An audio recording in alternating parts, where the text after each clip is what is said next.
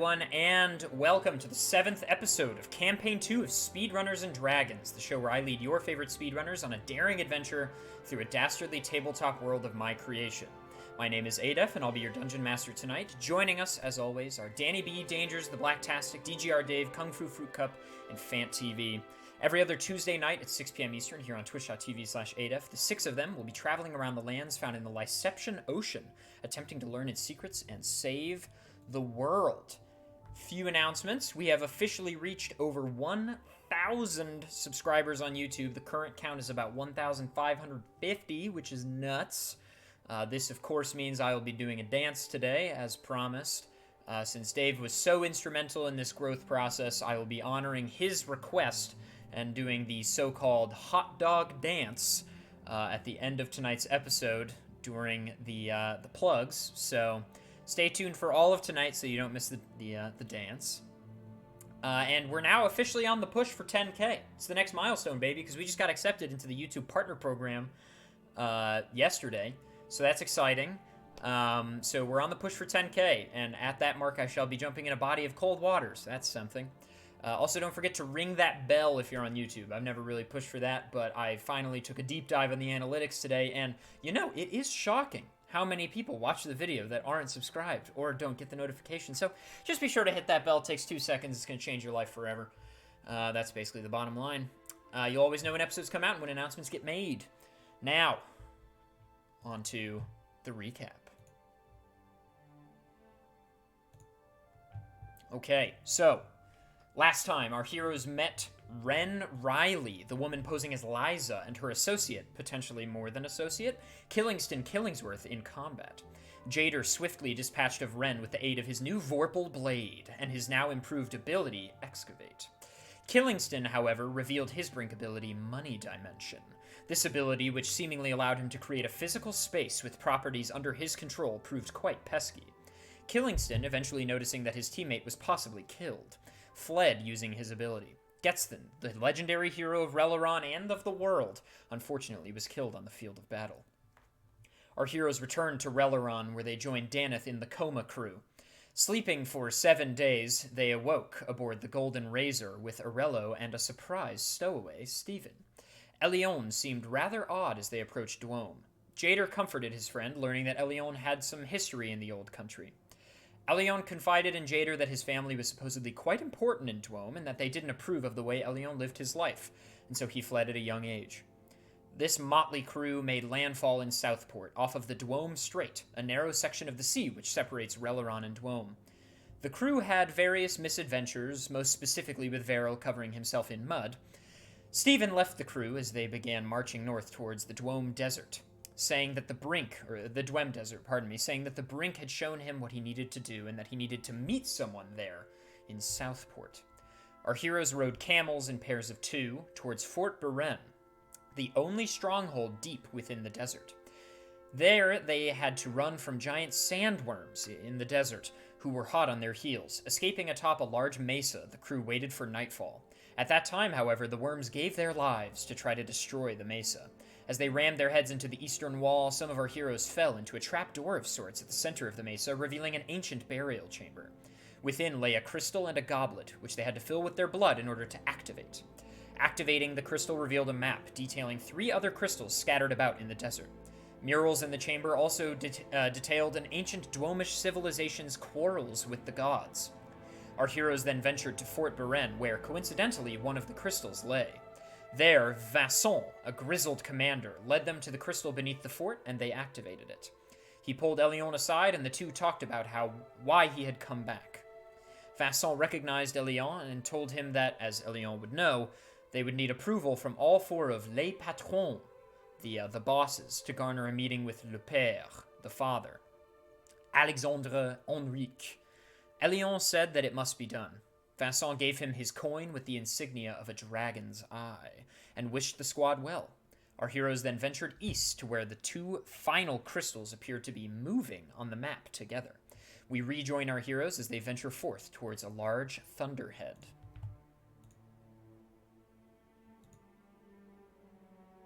And we're back. We're here. Greetings. Hello, gamers. Hello. My, Good to be back. It feels like it's been forever since we last met. I know, and Fant, you're in the place you actually live. Yeah, I know. Isn't it weird? Unreal. I don't think that's allowed. Real. Yeah. I think I'm a little left. Am I on the layout? Oh, that's right. I'm a little bit left. I'm kind of peeking off the edge there. Well, let me fix that for you. All right, cool. Let me Hi, fix it. gamers.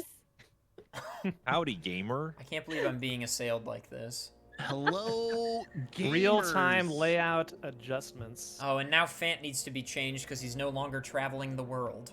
Wait, hang on. I may be able to fix it. No. It's just size. It's just size. Yeah, see, there we go. I think I fixed it. Oh, You don't I'm, have to do anything, I'm also right? fixing it. Okay, See? all right. Excellent. Let me know if things look horrible. Just zoomed out the camera a bit. We're fine.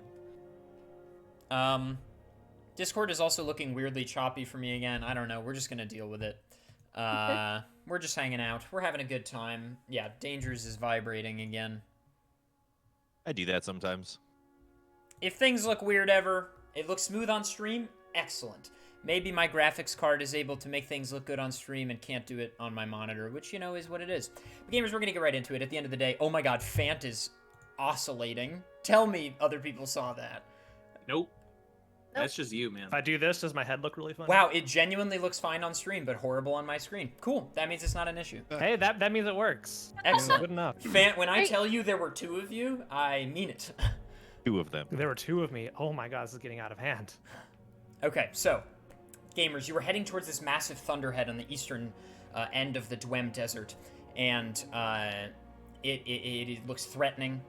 There's lightning, spewing down around this thing, but no rain, obviously, as we're in a rain shadow in the desert.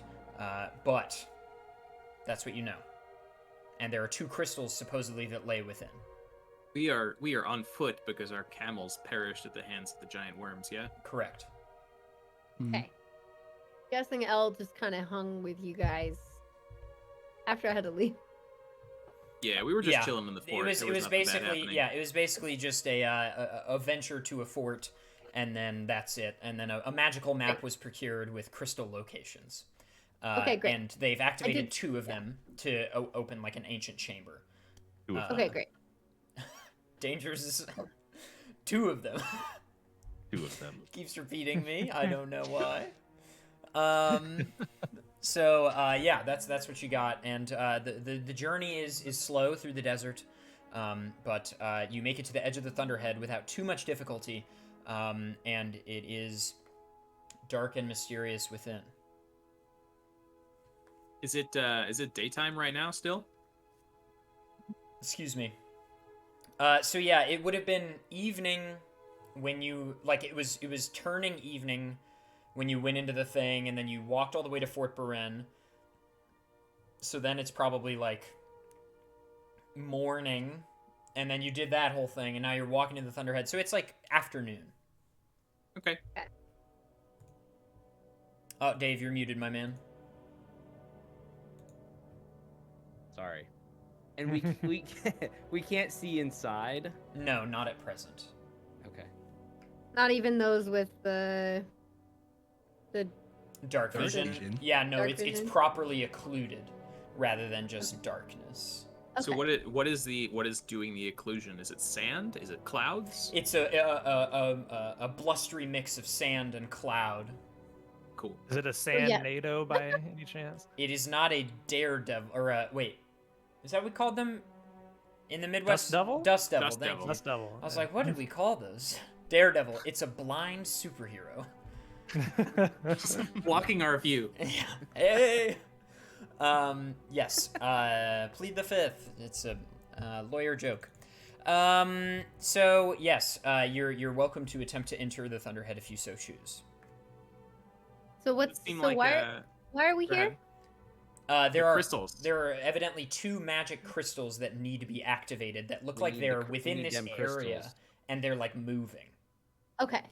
Does it seem like the edge of the Thunderhead is a pretty hard cutoff? Like it's there and then it isn't, or is it just sort of gradual? It feels kind of there and then it isn't. Okay. I'd like to approach the edge and sort of just like hold my hand up to like where I see it begin. It really just feels like rushing wind against your hand. Certainly like gale force-esque, but as you push further through, there's a point where you push forward and there's like nothing happening on the other side. Does it look like this storm is like moving at the pace of the two crystals, like it's surrounding them wherever they go? Or is there a possibility, they're passing through a storm? It looks more like as they're moving, they're staying within it. Okay. Well, I want to dive through, like in the Stargate movie, someone's got to go through first and see. I want to be that person. I'm ready. I'm willing to take the risk. I'm just going to jump through all at once. Okay. And see what happens. You take a running start. Ah! And then you go through, and it's one moment of just like there's so much sand in your eyes. But suddenly you're on the other side, and as you rub the sand out of your eyes and you clear it, and you look around, it is just another section of desert, but it is more dimly lit because of this massive circular, cylindrically spinning Thunderhead, that appears to be surrounding it on all sides like a prism. And you are now within this sort of like sacred center, the eye of the storm almost. Oh, baby. All right, well, so I'm going to attempt, as futile as it may be, to communicate with my team members. Like, hey, come on. You can yell to them. You can yell to them. Come on in. You hear a voice from beyond the cloud. Elle will take that, it's like the cloth that Aurelio gave her, Yeah. I believe. And kind of like wrap it up and leap through. Sure, you're the same thing, but your eyes are fine. Yeah, I call know. out- I'm masked up properly. I call out, how do I know you're really Daneth and not an imposter? Ask me a question, something only I would know. What's the name of your brink? Oh, it's indomitable vanity. Okay, I'm reassured by this answer, and I step through. The doc's gonna take his heavy shield and try to shield the sand from his eyes as he tries to like tread through. You do so. Same thing with my like light clothing. I kind of just cover my face. Sure. Do the same. You're all through. I guess Jader's the only one left now. I'm kind of worried this is a trap, and wondering if I should wait on the outside, just in case. Aurelio's right there with you. He's standing right next to you, and he's like, I don't really see the need to go. I should have tied a rope around one of you just in case I needed to pull you out. But what do you think, Well, guys? Should I quick stay out thinking here? there, Should I come Jader. in? I know. Quick thinking after it's too late. What if you made a hole right at the edge and then you use the hole to go under the wind? You That's know, actually kind of a great idea. we can try it. Let's try it. So I, slice my finger a little bit. Say excavate, and I make a pretty wide hole that I could crawl under. Yeah, not too deep, but Yes. wide. Yeah. You point, and the sand is deleted, and a perfectly round hole is there. And some of the wind manages to dip down, but the current of the fluid is crossing right over, almost like an air bubble. Later, Aurelio, I'm going in. And Aurelio's like, any chance to go into a hole made by a man. And then he starts, and he climbs down through and comes up on the other side with all you guys. When I see him, I go, "Do you want to repeat that?" And he's like, oh, the ones that needed to hear it heard it. That's an ooh-woo from me, dog. And that's an ooh-woo from me, dog. So let's have everybody roll perception. First roll of the night. Sure. Alright. First roll is always so exciting. Uh, Well, shit. Bobby. All right. Nat one. Nice. Oh, Dangers. oh, I have 4. an emote for that. Oh, you do have an emo for that. I guess I should have said Hadak and Elion. Veryl. 23. Oh, let's go, Jader. 9. Okay. And Alencia. 13. And Daneth. 5. Okay. Veryl. Veryl. Buddy.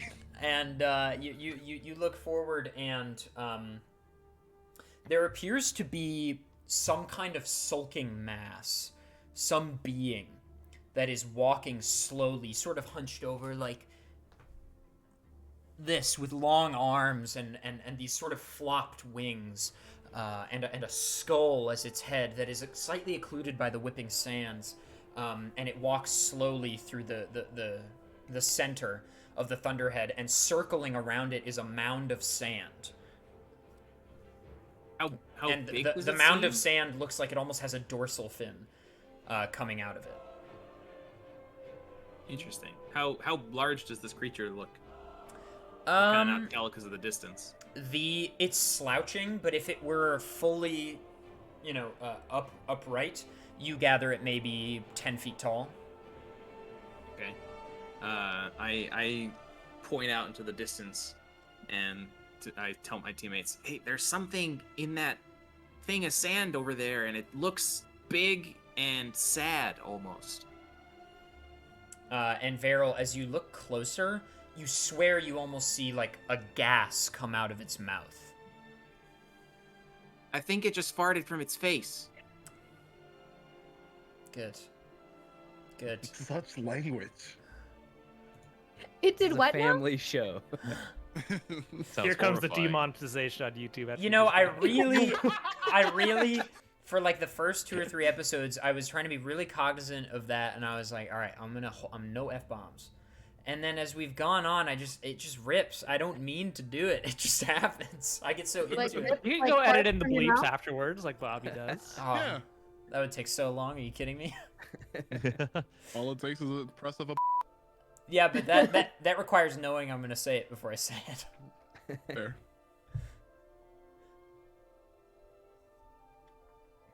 Well, is that where the crystals are? Yeah, it looks that way. It's like dead ahead on the map.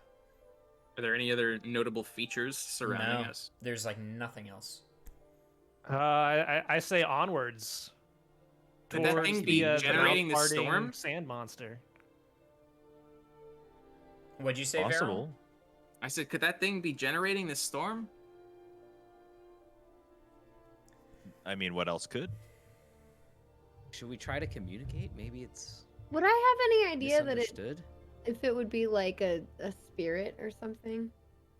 more like You a can't really monster? tell. It just feels it's a creature of some kind, but But not like an animal You or a s- No. spirit. it's Can I Okay. roll a nature check potentially? Nice. Try and get some information on what this thing is. yeah. Let's have you and Alencia Okay. both roll a nature check.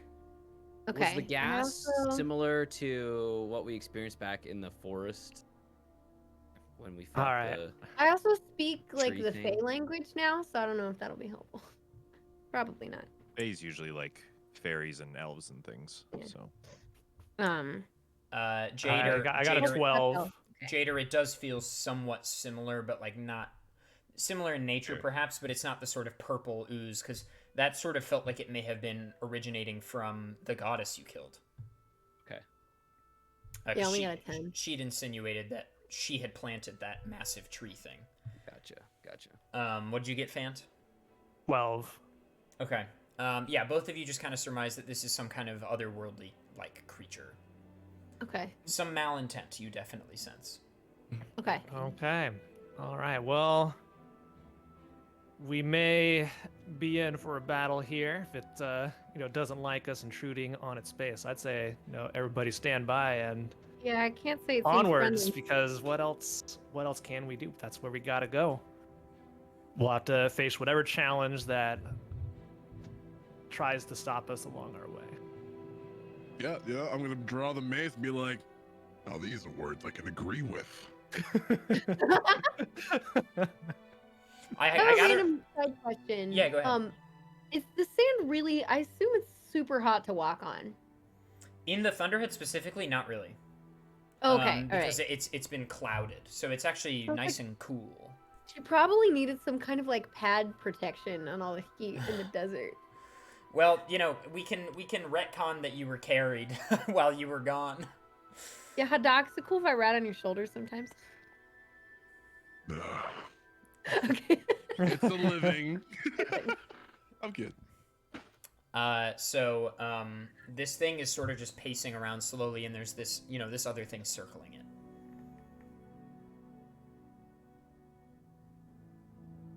All right, so we're moving closer to it. I think we're just continuing walking.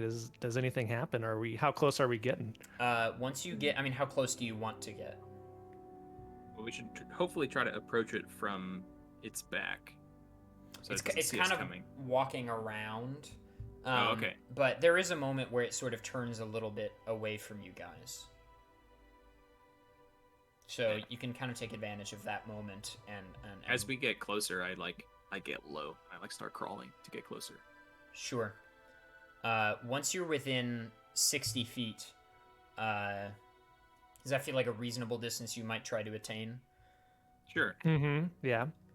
Once you're within about 60 feet, you notice that the sort of swimming thing disappears beneath the surface. And you see the crouched figure sort of halt. I just freeze right there, like trying to look around, hear anything, because who knows where. Trying to see if I can sense if it's moving towards us, moving away from us, or like if we're in any immediate danger, basically. I'm trying to. You can't really sense where the thing beneath the surface went. Vero, Yeah. put your ear to the ground. Do you hear anything? I tried exactly that. Roll investigation. Oh, I would also like to try to 17. hear what's going on. Sure. Vera, you get 17. Yeah. Should I You just- you can't really determine where, but you can hear something is moving beneath the surface, and it appears to be getting closer to you. There's something down there. I think it's getting closer. How grouped up are we right now? I kind of want to spread out. That's up to you guys. I feel like, now. yeah, we're all together. This could be an easy hit to take us all out. So I'm gonna like step away from the group about 30 feet or so. As long as y'all within 30 feet radius for, the impending good luck. you know. Yes.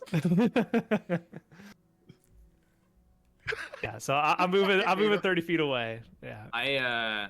I go to Jader, and I say, you and me should stick together and try to draw this thing out. And I start like making little pitter patters with my feet. And I tell him, when I say so, make a giant hole right under me. I can do that. I don't know where you're going with this, but I'll trust your lead. And what of the big creature? It has its This back is- turned to you still. Okay. How big of a hole, by the way? As big as you can make it. Okay. Can Hearing that, I go away. I also distance myself. I'm distancing myself enough that I don't fall in the hole with Vero. Can I? Oh, right, because Varel can fall with no problems. Probably shouldn't have spoiled that, but I just remembered that. I was like, Varel, you're gonna get effed up if you do this. Don't worry about it. Yeah, no, we've had you. The last time you fell in the last episode, you were fine. You're like, no, I'm good. Feel like a feather. He's a cat, just like a cat. I just float. Yeah, I said you were like Paper Mario. Yeah. Oh, that's so good. Can I use that investigation roll to sort of just like keep an ear out? Yeah. For when it's gonna be So like, long as you close to me? keep an ear glued to the ground, you think you'll be able Okay, to surmise. I'm gonna what it's do doing. that and also just like keep patting the ground with my hands. Sure. I'm also bracing myself for impact here because I don't know Right. what's gonna be happening. So, Elion and Alencia specifically, the two of you, I feel like, are going to notice this. You're looking, eyes glued on this creature in the distance, and it begins to slowly turn, and it looks over at you, and it has no eyes, and this long, skull as a head, and it has almost like a human-like torso, but like goat's feet, with protrusions of little like cicadas and worms and beetles coming out of its skin, and long grizzled hands and fingers with talons on the end, and these long crow's wings almost coming out, and these horns protruding from its back. and it breathes this ominous gas, and it starts walking slowly towards you. Oh god, this is like the Kill worst it with kind of fire. I kind of like chimera, whatever. do one of these, like, hey guys. Hey, it's pretty. That thing looks pretty gross. I say, Away shh, from the putrid fog. I'm trying to listen, and I'm just doing this. I'm like waiting to excavate, but also Arello draws a scimitar and just like holds it in one hand, like way out of his depth. So, how far are we from it? Still, everybody, nobody's like next to it. You're like 50 feet from this larger creature. 50. Okay. This doesn't have a.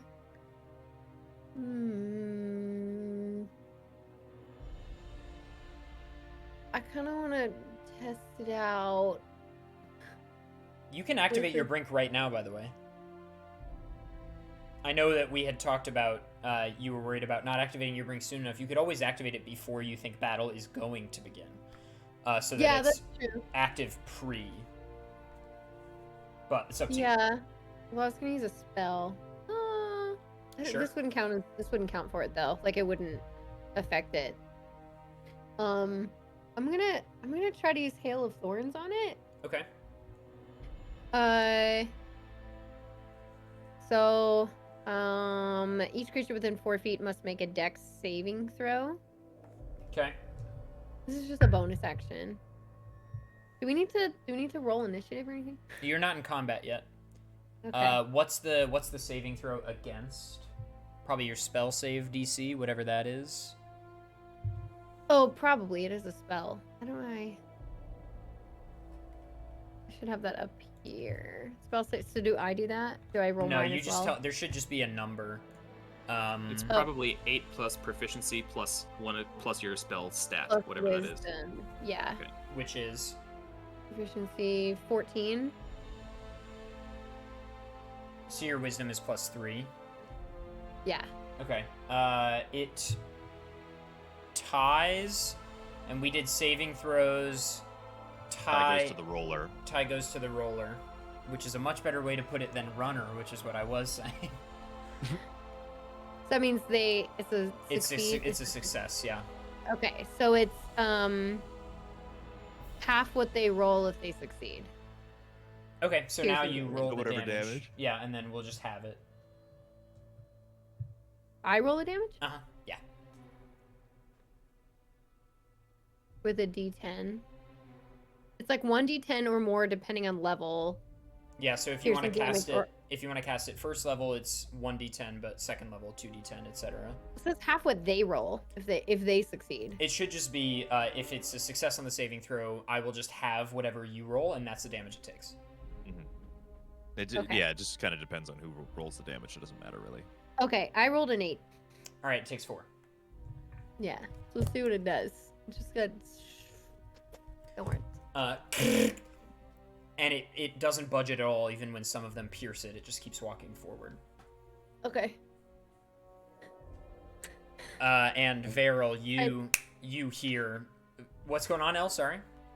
No, I was like, there's your heads up. Yeah.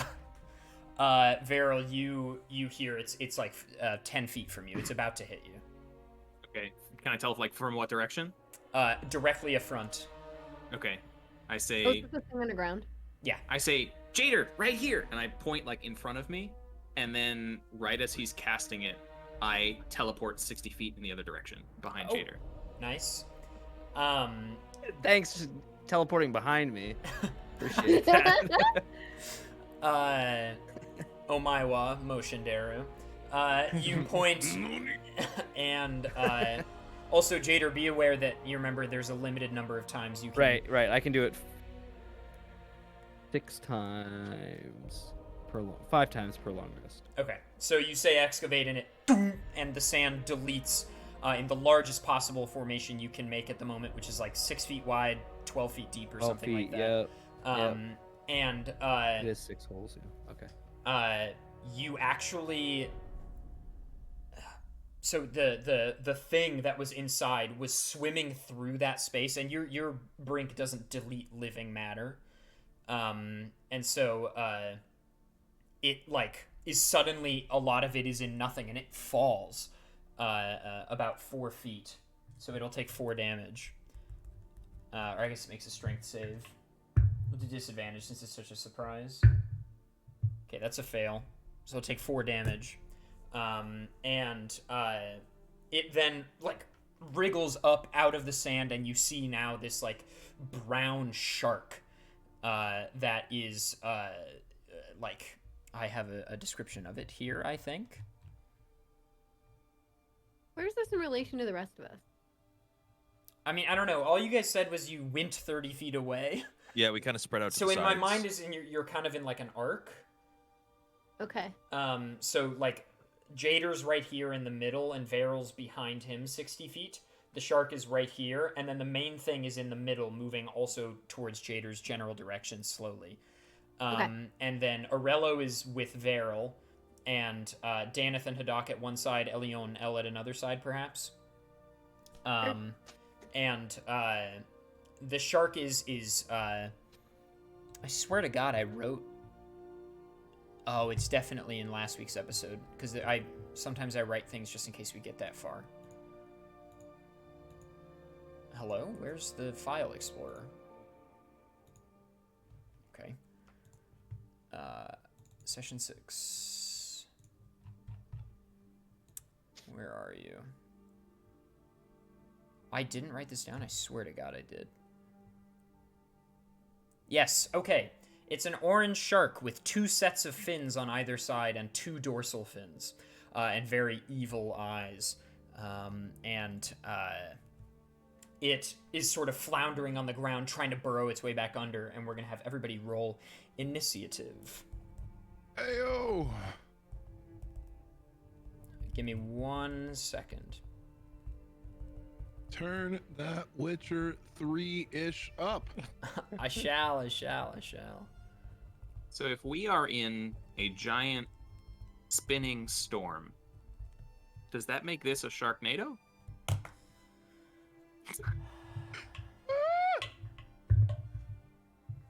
Oh, Well, looks like I know what today's episode's name is gonna be. Elion, 21. 21, Alencia, 21. 17. Daneth, 17. Haddock, 15. Veryl, 8. Jader. 20. Good news, you're all going before them. Nice. Elion, hit it, and I'll get the as Bobby requests. As Bobby requests. I got the music, is what I meant. Elion, it's all you. All right. Wasn't expecting to go first, actually, so I'm a little bit bamboozled. What am I going to do? Also, about reminder this? gamers to be prepping your turn well in advance, because if we want to get through this one in 3 more hours, we're going to book it. Yep, for sure. As good a time as any, I suppose. I use my rapier to prick my finger. I say, it's time for a little foul play. Bird appears. How far away would you say the shark thing is in this hole? Like 30 feet from you. Okay. Then I'll go and land the bird on the thing and then bring it back, which is the full 60 movement speed that the bird has. It does not have a brink. Gotcha. Okay, good to know. Then it can just hover around me for a while I do my reaction. Sure. So I'm going to use Mantle of Majesty, which cloaks myself in Fey magic that makes others want to serve me. So as my bonus action, I cast Command on this creature. It has to do a Wisdom saving throw, or do the command on its next turn. Against what DC? I got a that- 16. I think it passes then. Oh, Yeah. sorry, it's 15. You got 15? 15. Then it fails. Okay. So I point at it and I say grovel, which means they fall prone and end their next turn. In their next turn, they fall prone? When Okay. when command is cast on you, In their next turn, they do the thing. take their command. Okay, Yeah. sure. So that is what I do. Sweet. Up next is Jader. All right, I am going to attempt to attack with my Vorpal Blade. As you must. As you do. It's a nat 1. All right. You know what you said? You know You what you remember said what you right at said? the beginning? I Yeah. do. I said I'm putting on the hot dog suit if I. If I rolled bad I didn't today. even do anything. I didn't say a single thing. I'm not putting This was it not on. prompted. You're not I'm gonna not do putting it. it on. I did roll so much better with the hot dog suit on, but You know, you could always use your inspiration point. I haven't Does- told you. I haven't told you if a 1 fails or not yet. yeah, I was gonna say, does a 1 hit? I mean, I don't want to use it already, but I kind of do. It's up to you. No, I'm gonna not. Okay. Actually, I am going to. Okay. Bleh. Let me cross it off. I'm gonna. Yeah. Okay. I'm using No it. deal. No deal. Tell the banker, no deal. All right, I'm using it. I roll again, right? Yeah, roll another d20. That's a nat 20. What? All right. Let's Go, go. baby. Let's go. I think we. That's the best use of inspiration point, right? The odds of Let's a 1 go. and then a 20 is 1 in 400. It's also the odds of any other 2 rolls, but that doesn't matter. Excellent. So double the damage. Wait, nat 20 decapitates the creature. I was just about to use my. Can I use my killing call? You don't even have to do that, homie. Nat 20. Oh, I don't. Nat 20 Oh, decapitates. right, I don't. So I'd like to. So this Swing. creature cannot be decapitated, but what is the condition when that 6d10, right? 6d8. 6d8 on top. So you will double your damage dice and add your normal modifier, and then I can roll the 6d8s. Okay. Okay. Yo. Like, that is some damage. You know, like in Final Fantasy, where you pick up like the first crystal, then you get that nice, insane power spike. Yeah, that's pretty much. All right, I rolled. pretty much where I he's at rolled. right now. I rolled almost max. 40 on my rolls. Holy shit. And 23 from. Okay, so 63 damage. You just. I mean, you can also use Killing Call if you want. I believe it's a bonus action. It's up to you, but I don't know that it's necessary. I'm Wait, gonna is this wait the on shark that. or the I'm demon? gonna wait. This is This the is shark. the shark. The demon thing hasn't even got to us yet. It's just Yeah. kind of vibing That in thing the could bag. probably be decapitated, but the shark is a beefy boy. Thick neck. Dick. And what is really the head of a shark? You know what I mean? So you slice at this thing with the Vorpal blade, and you hack and you hack and you hack, and you create new gills. And it takes a wild amount of damage. What was it? 63 total. It's looking bad. It's looking bad for the shark. I would like to use my extra attack and try and hit it again. Sure. Multi-attack? Just roll a 20 again. Just finish it off. please. Just I rolled a Please. 3. Does a 3 hit? No. Okay. Can I get no bonuses on that? Even with it, won't eclipse its armor class. That's it. All right. That's my turn. Excellent turn. Up next is Alencia and Daneth, whichever. We'll say Alencia first. Okay. So it's just shark that's being attacked, and big dude's just kind of oozing. And he's walking towards Jader slowly. Oh, okay. Well, Hailthorn's been too much. So I will.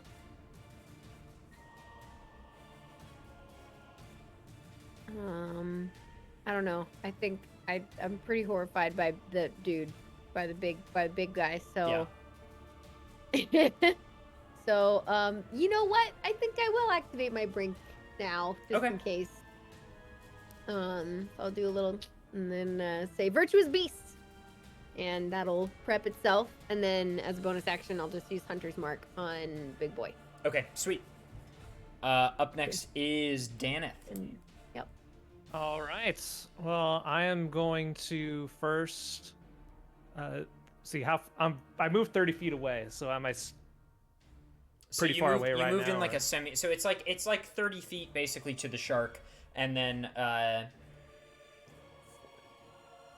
3, 4, 5 right triangle. It's 50 feet to the big guy. All right, perfect. We love when it's an easy one. We love when the Pythagorean theorem is easy. All right, so the shark's not looking too good. So I feel like everybody else is gonna be able to handle it. So I'm gonna target the big dude, TM, and Surprised you didn't steal I am my going kill, to use my free action to cast Hunter's Mark on the big dude. I'm gonna whip out Ilion, my bow. I'm going to attack twice. Sure. Roll. What the? Do I say it? I think you're contractually obligated. Yeah. Multi-attack? It Multi-attack. might lose its magic if you do it every time. I don't know. That's up to you. Yeah. All right, He has done so it every time, though. my first roll's a 26. That's a hit. Does that hit? Yes. All right. And then my second roll was a 15. Does that hit? Yes. Okay, so that's 2 hits. So I'll go ahead and roll my first one, which is an 8, which is 11 damage, and then I roll an additional d6 for the Hunter's Mark, and that was a 1, so that's 9 for the first attack, and I'll roll the second attack. Okay. So we got, so that's 12 total. I rolled a 5, so that's 17 total, and then it looks like Hunter's Mark I can just do it for both attacks. Yeah, just whatever should you be. deal damage. Yeah, correct.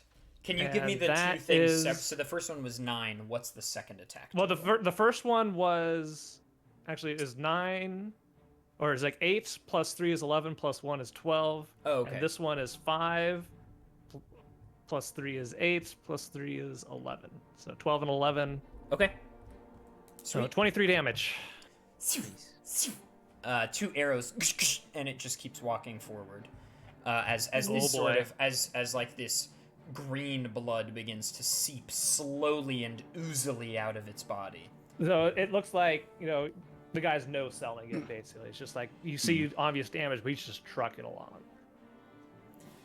Is that your Oh, turn? Baby. That's my turn. Haddock. Of course. Well, seeing that this fearsome beast is unfazed by the onslaught of attacks. No, not yet. You can calm down with that. It's all right. I got this. He grows angry and raises his mace forward and calls forth a magical spell. Guiding Bolt. Oh, At the nice. 3rd spell level. Wow. This is about to do some damage. Let me go ahead and roll right here. I designed these boss fights, and then, they Doc just... shows up. See, this is what happened in Campaign 1, is I tried to make it like, okay, well, I don't want to make the fights too hard, but then they were, like, waltzing right past them, so then, spoiler alert, mute if you don't want a Campaign 1 spoiler, the final boss, I was like, fuck it, fine. Have a thing with 1,000 health. Enjoy. I like playing Final Fantasy 14. So is that a 21? Does that hit? Yes. All right, cool. I get to roll a grand total of 6d6. For an average of 18 and a Oh. max of 36. 28. Well above average. Nice. And this is a lightning bolt? Or I magic? think it's radiant. It's radiant? Oh, hold on now, my friend. And the next attack roll made against this target, the enemy, before the end of my next turn has advantage, thanks to the mystical dim light glittering on a target. All right, it is not vulnerable to radiant, but I thought it might be. Next attack roll by anybody? Yeah, I think By so. anybody, yes. But only that Ooh. one, the very next one. So Yeah. that's my turn. Was that the shark thing or the big thing? The big thing. DM. You point the mace and this radiant golden light hits it, and it, jitters for a moment, and then begins to keep walking forward. Oh, I hate that. I hate that. Up next is Feral. All right. So I was like 50 feet away from the shark because I teleported backwards. You told me verbatim I teleport 60 feet behind Jader. Well, no, I can teleport 60 feet behind me, and Jader was even. Oh, so behind then me. you're 60 feet away. Okay, yeah, because the That's shark confusing. spawned exactly where I was. Exactly. Okay, cool. And then the big guy's even further, yeah? Mhm. And Arella's right about here with 30 me? feet. And Arella's right there with you. Okay, cool. So I'm gonna go ahead and run up to the shark, or I'm gonna run 50 feet towards the shark. Let's see.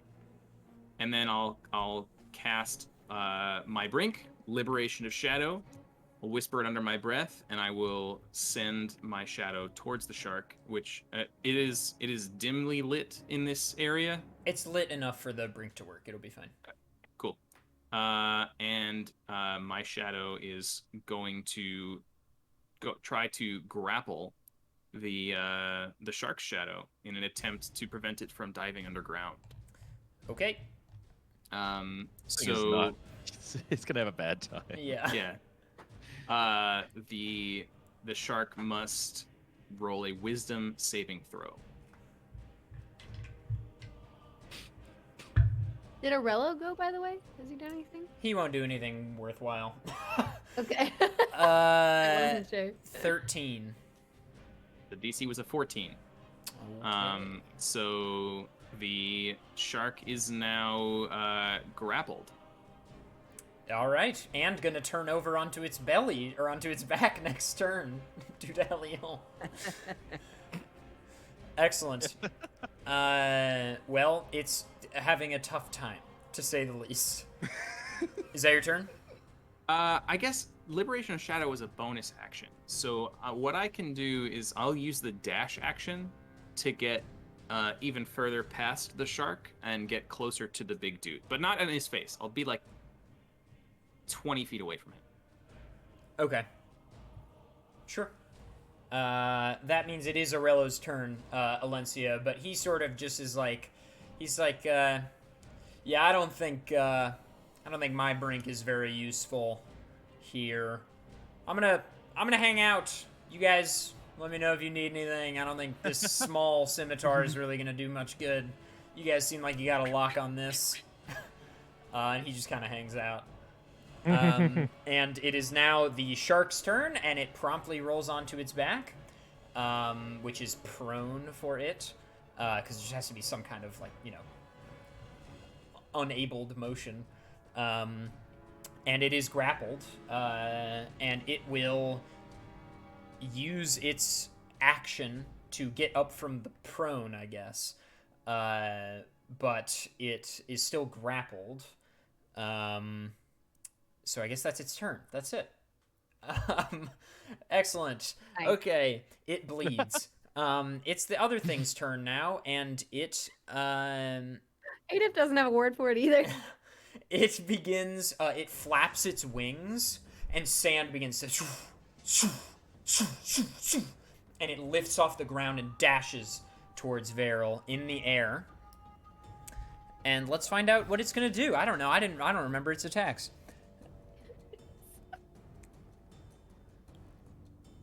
Oh, God. Okay. So, the first thing it's going to do is it breathes this deep sigh, and this cloud of gas emanates around it. And, Varel, I need you to make a Constitution saving throw or become diseased. I'm diseased. Ew. Yeah, this is your vaccination Gross. safety roll. Rolled pretty well. 18 base. All right, you're fine. Yeah. Okay. So you succeed. So you are not diseased. Nice job. Great. That's a Uh, life goal right there.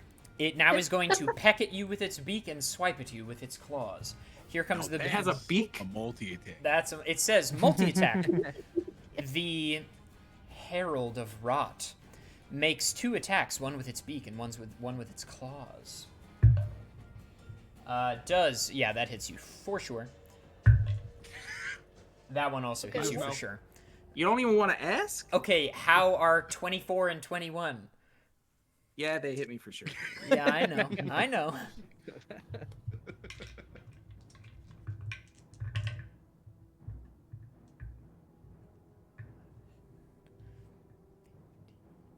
$18 damage from the beak.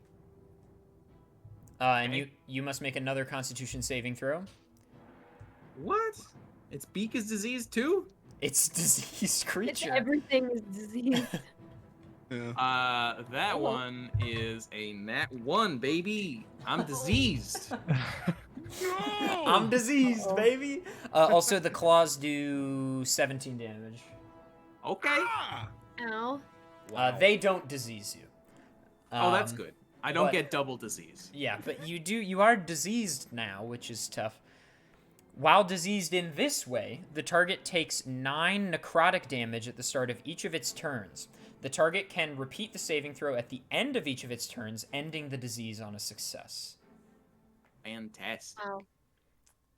Sounds awful. Yep. Well, it's Veryl's fault for being anti-mask. And that's Wow. canon. Okay. And that's canon. I don't know about that. This guy just put on mud sunscreen. He's very health conscious. You'd be shocked. You'd be shocked. I know. It was Sounds devastating like when I heard. Veryl's more into the natural Yeah, the remedy. homeopathic. Yeah, the thing, natural remedy You know crew. how we know how well that works. Veryl loves Goop. Goop is his favorite show. And his favorite company. Gwyneth Paltrow, come on S&D. Let's talk about Goop. Okay. That's its turn, though. So next up is Elliot. Back at the top. Okay. This disease for Veryl doesn't look very, very friendly at all, and I'm a little bit upset about it. Yeah. So I'm gonna try and retaliate against the big creature. I don't think the shark is anything we need to worry about. It's kinda Jader's got a leash on this thing. Well, I got this, guys. yeah, I think so. Take care of this thing here. So at what is the highest level spell I can do here? I think it's level 4, isn't it? Level 3 right now.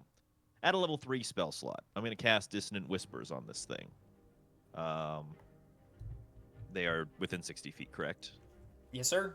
So they must make a Wisdom saving throw. Okay. Man, a lot of wisdom is being challenged. That's a fail for sure. Excellent. Then it takes... Assuming it's against your spell save DC. Yeah. Yeah. It takes 5d6 psychic damage and must immediately use its reaction, which is to move as far as its movement speed allows away from me. 5d6? Yes. Well, you're in luck. I have 5d6. Let's go. Yahtzee. I need a new Man, I pair want of shoes. physical dice now. It takes 14. Jelly. 14, okay. And then it moves its movement speed away. Yes. Okay, it flies 60 feet away from Veryl. Excellent. See you later. Or rather, away from you, which is like diagonal from Veryl. Right. Which is great. Get that creepy creature out of here. Get that And then as my bonus action, I'm going to use Healing Word on Veryl. I'll do that at level 3 as well, so 3d4.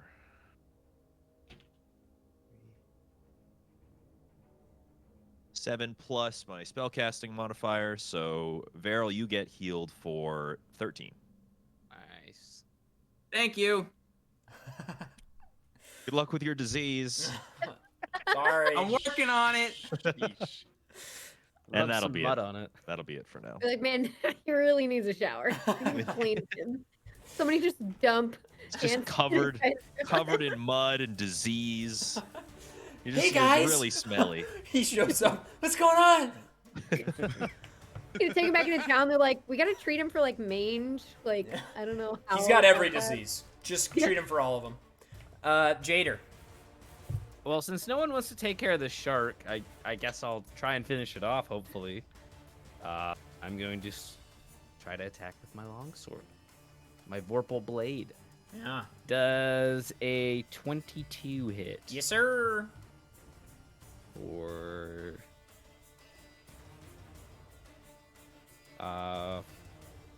14 damage. Nice. Thing's in rough shape. Give it your extra attack. I'm gonna use it, Bobby. The Bobby. multi-attack. Bobby. A nat 1. Wow. Wow. You're all or nothing. 2 today. What is going on today? You get Hell. one solid slice, and you slice again and fall on your ass. You're gonna mull. Great. Great. And you are now prone. Okay, that's my turn. Which Danny knows how that works, and I literally, for some reason, can never remember what that status does. Prone, you have to spend half of your movement speed to get up. And if somebody attacks does- against you are disadvantaged, but melee attacks against you are advantage. Ranged attacks are disadvantage. and your attacks against anyone else are disadvantaged. I think so. That sounds right. Okay. Well, that's your turn.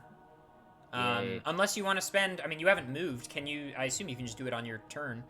You could move half your movement speed right now to get up. I would like to get up if possible.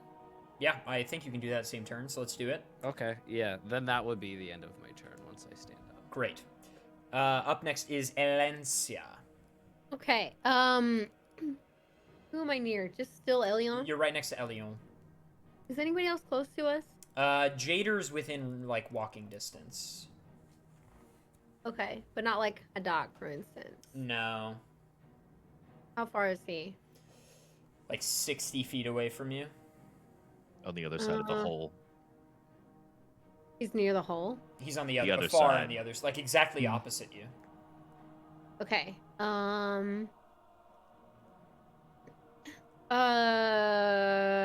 If he's 60 feet away, I can get to him using feline agility. So I think I'm gonna run over to him. Can I transfer my brain to more than one object on a turn? I don't remember what we decided. Does it require an action to transfer it? It's a bonus action. Then no, only one still, because it's like one bonus action. So you can transfer it to one object. Okay.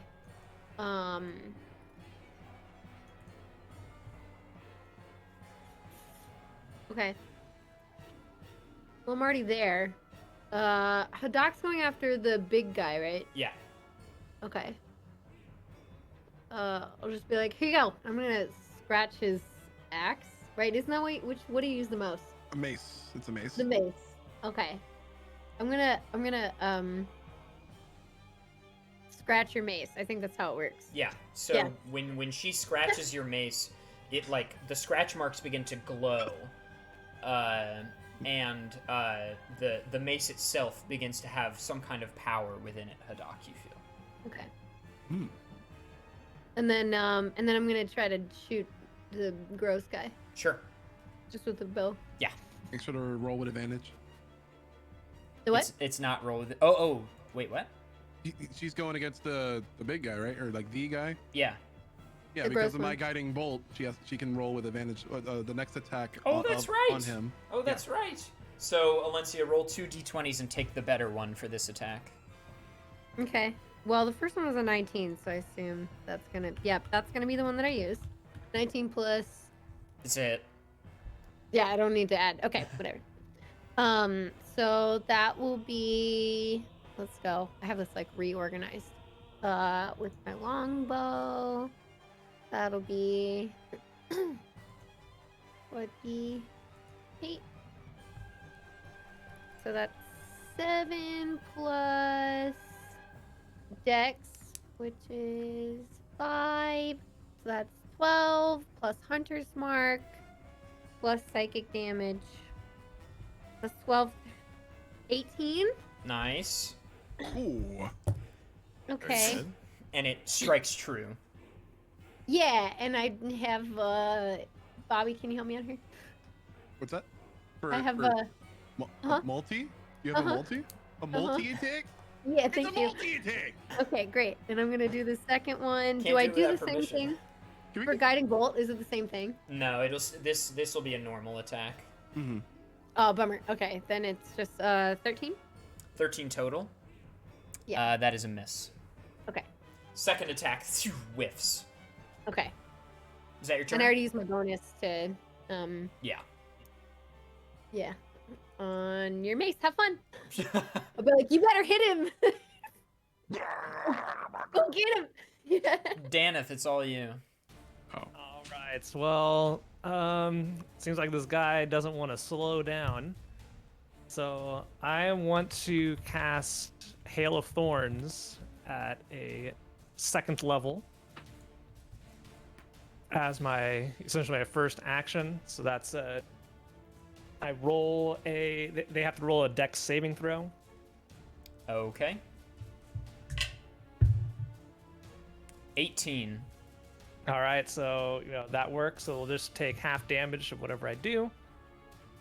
So I'll roll 2d10s, and wow, 5 combined between the two, so half, which is 2.5. So how does that round? We'll round up to 3. All right, 3 damage. So Let's generous. go. not the most impressive spell. All right. Come on, Dennis, you can do better than that.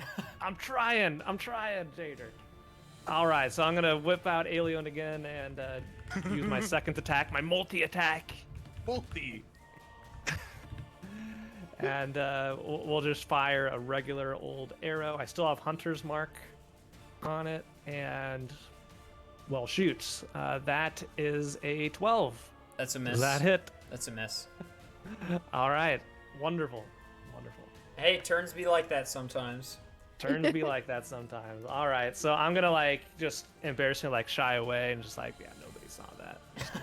Nobody's Feel saw that a little bit. Yeah, nobody saw anything. Hadak. That ends my turn. Hadak. Well, Hadak is yeah. He's inspired by these new scratches on his mace, and with an incredible, intense fervor, he'll definitely charge at this diseases thing. Diseases? That's not a word. Disease-ridden? Disease, sure. Diseases Christ! I'm gonna hit this guy. Yeah. Let's. 4 and 23. I'm assuming 23. That's a hit. Yes. That's a hit. Okay. Yay. Elle's so excited. Cool. I'm so excited. I'll be like, yeah, get him. Is there like an on-hit effect that I should know about? Yes. Elle, would you like to describe it or shall I? I mean, it depends on how much damage you do. Oh, okay. That's true. So I'll How, do doesn't that help- now. It doesn't help right How away. far away is this guy from us? Not yet. It's not strong enough yet to help you with immediate damage. Hadak was on the other side, and it went diagonal, so Hadak reached it with 20 feet of movement speed. Yeah. Gotcha. He flew 60 feet from where I was. But diagonal. Ooh, what's playing? This isn't in the playlist, but I like it. It's BioShock Infinite, I guess. Ugh. It doesn't. Hold on, let me roll. Doesn't fit the theme, but that's okay. For 9 damage. Okay.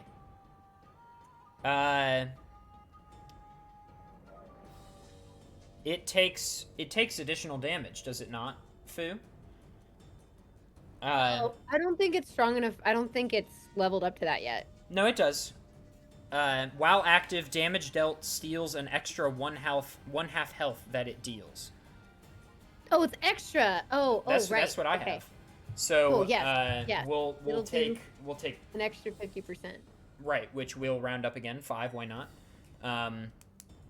And that's it. I mean, you killed it. So Okay. That goes back to me, right?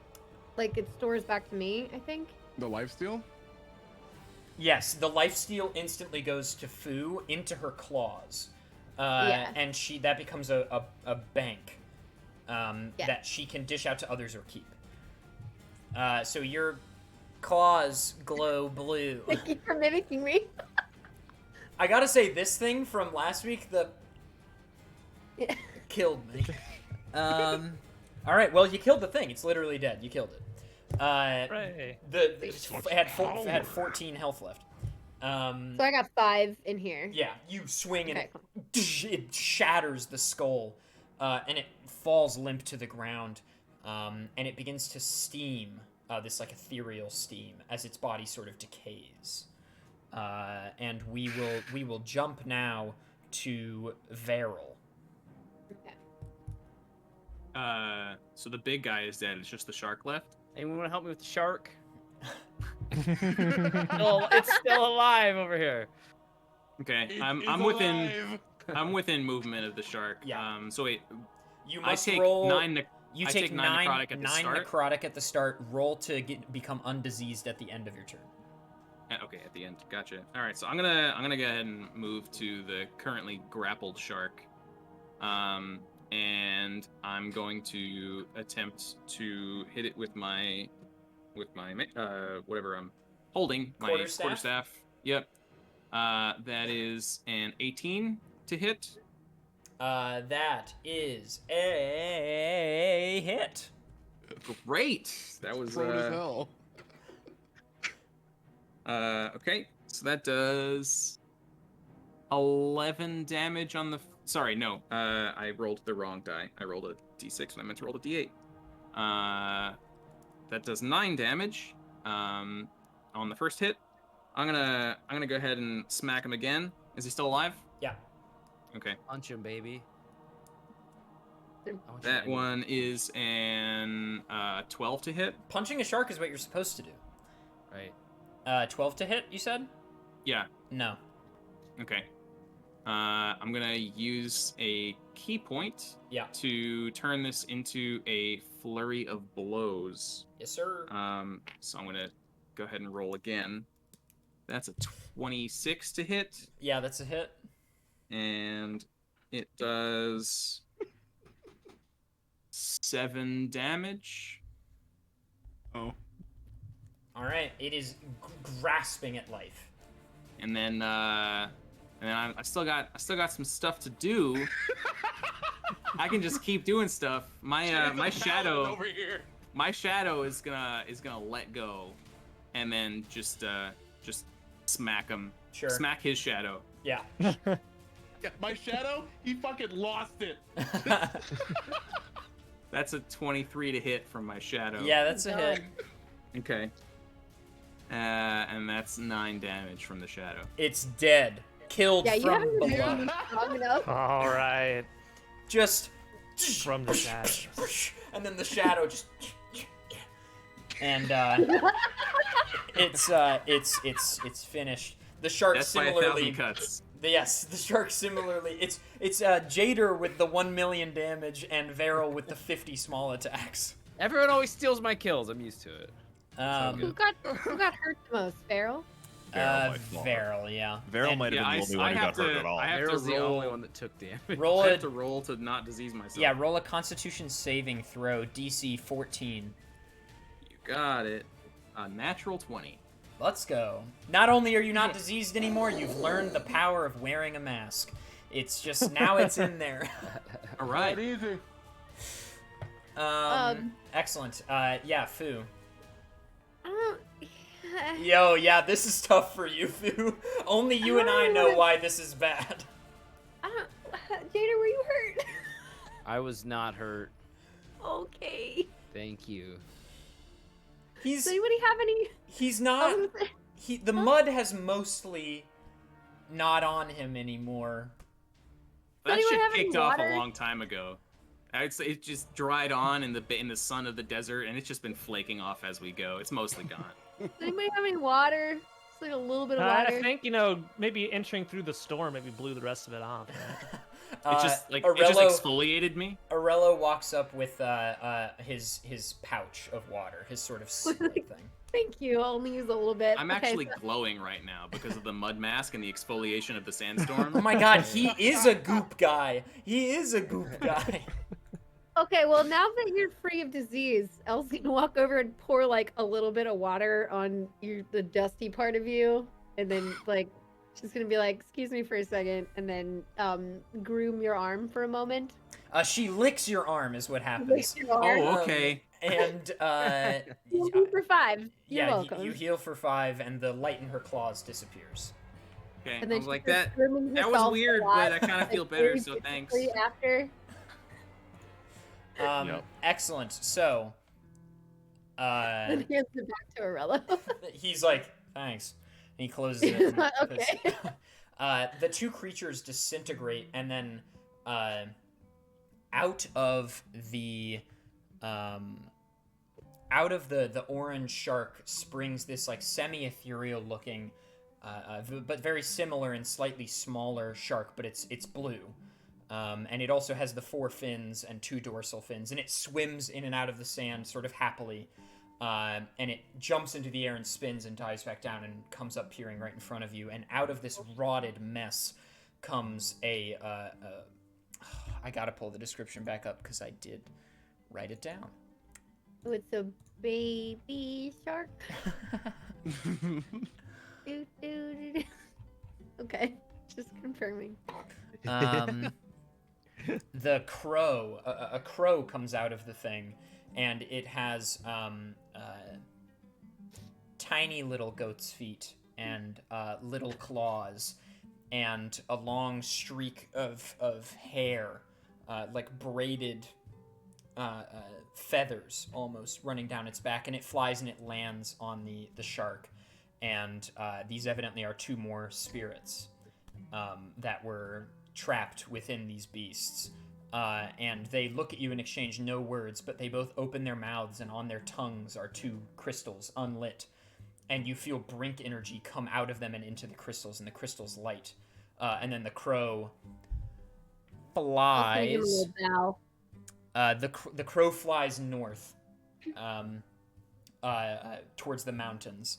And the shark sort of just digs into the ground. Okay, bye. And if you look at the map now, all of the crystals are lit. Did the Thunderhead go away? No, actually.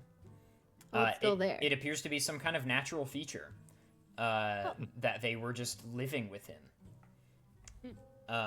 in their diseased state.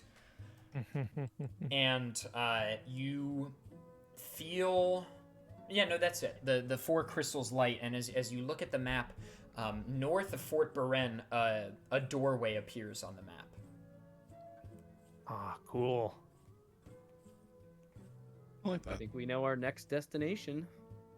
Yeah. Let us press on. Any other stops we need to make, or can we just head straight there? Ask that to the party. I don't suppose I we should think waste our any time. business is done here. Now's as good a time as any. Vera, how you Yeah. feeling, bud? Less disease than before. So, not bad. You think are you up to go into the door? I guess so. Unless there's Good more enough for diseases me. back there, but we can't know until we open it. Very true. Arello says, I'd like to not be in the desert anymore. I don't blame you. Mhm. Yeah. So where can we meet you after we are done with our business? Oh, I'm coming with. I just don't want to be like, can we go? Oh yeah. Yeah, we're going. I don't think we need okay. to. Well, cool. Unless anybody like shark meat. Daneth, that was a spirit, one of the guiding creatures of our world that's incredibly insensitive. Too soon. I just want you to think about that. All right, let's move on. Yeah.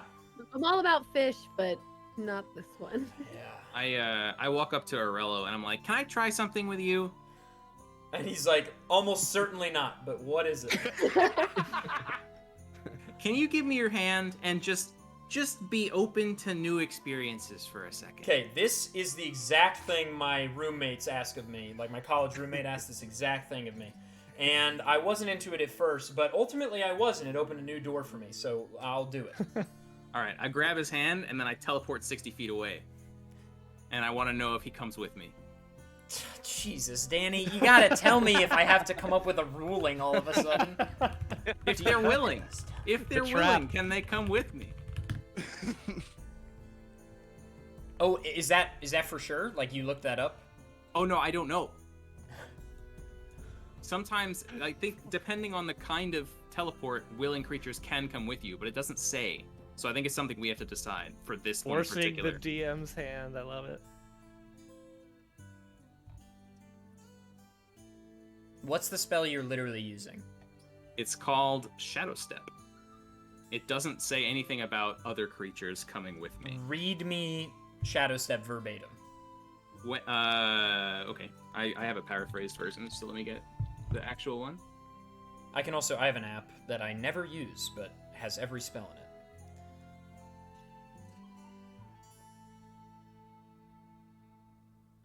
At 6th level, you gain the ability to step from one shadow to another. When you're in dim light or darkness, as a bonus action, you can teleport up to 60 feet to an unoccupied space that is also in dim light or darkness.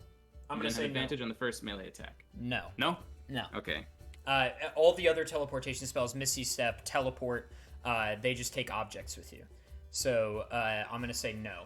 You just are 60 feet away, and Rello's like, I'm waiting.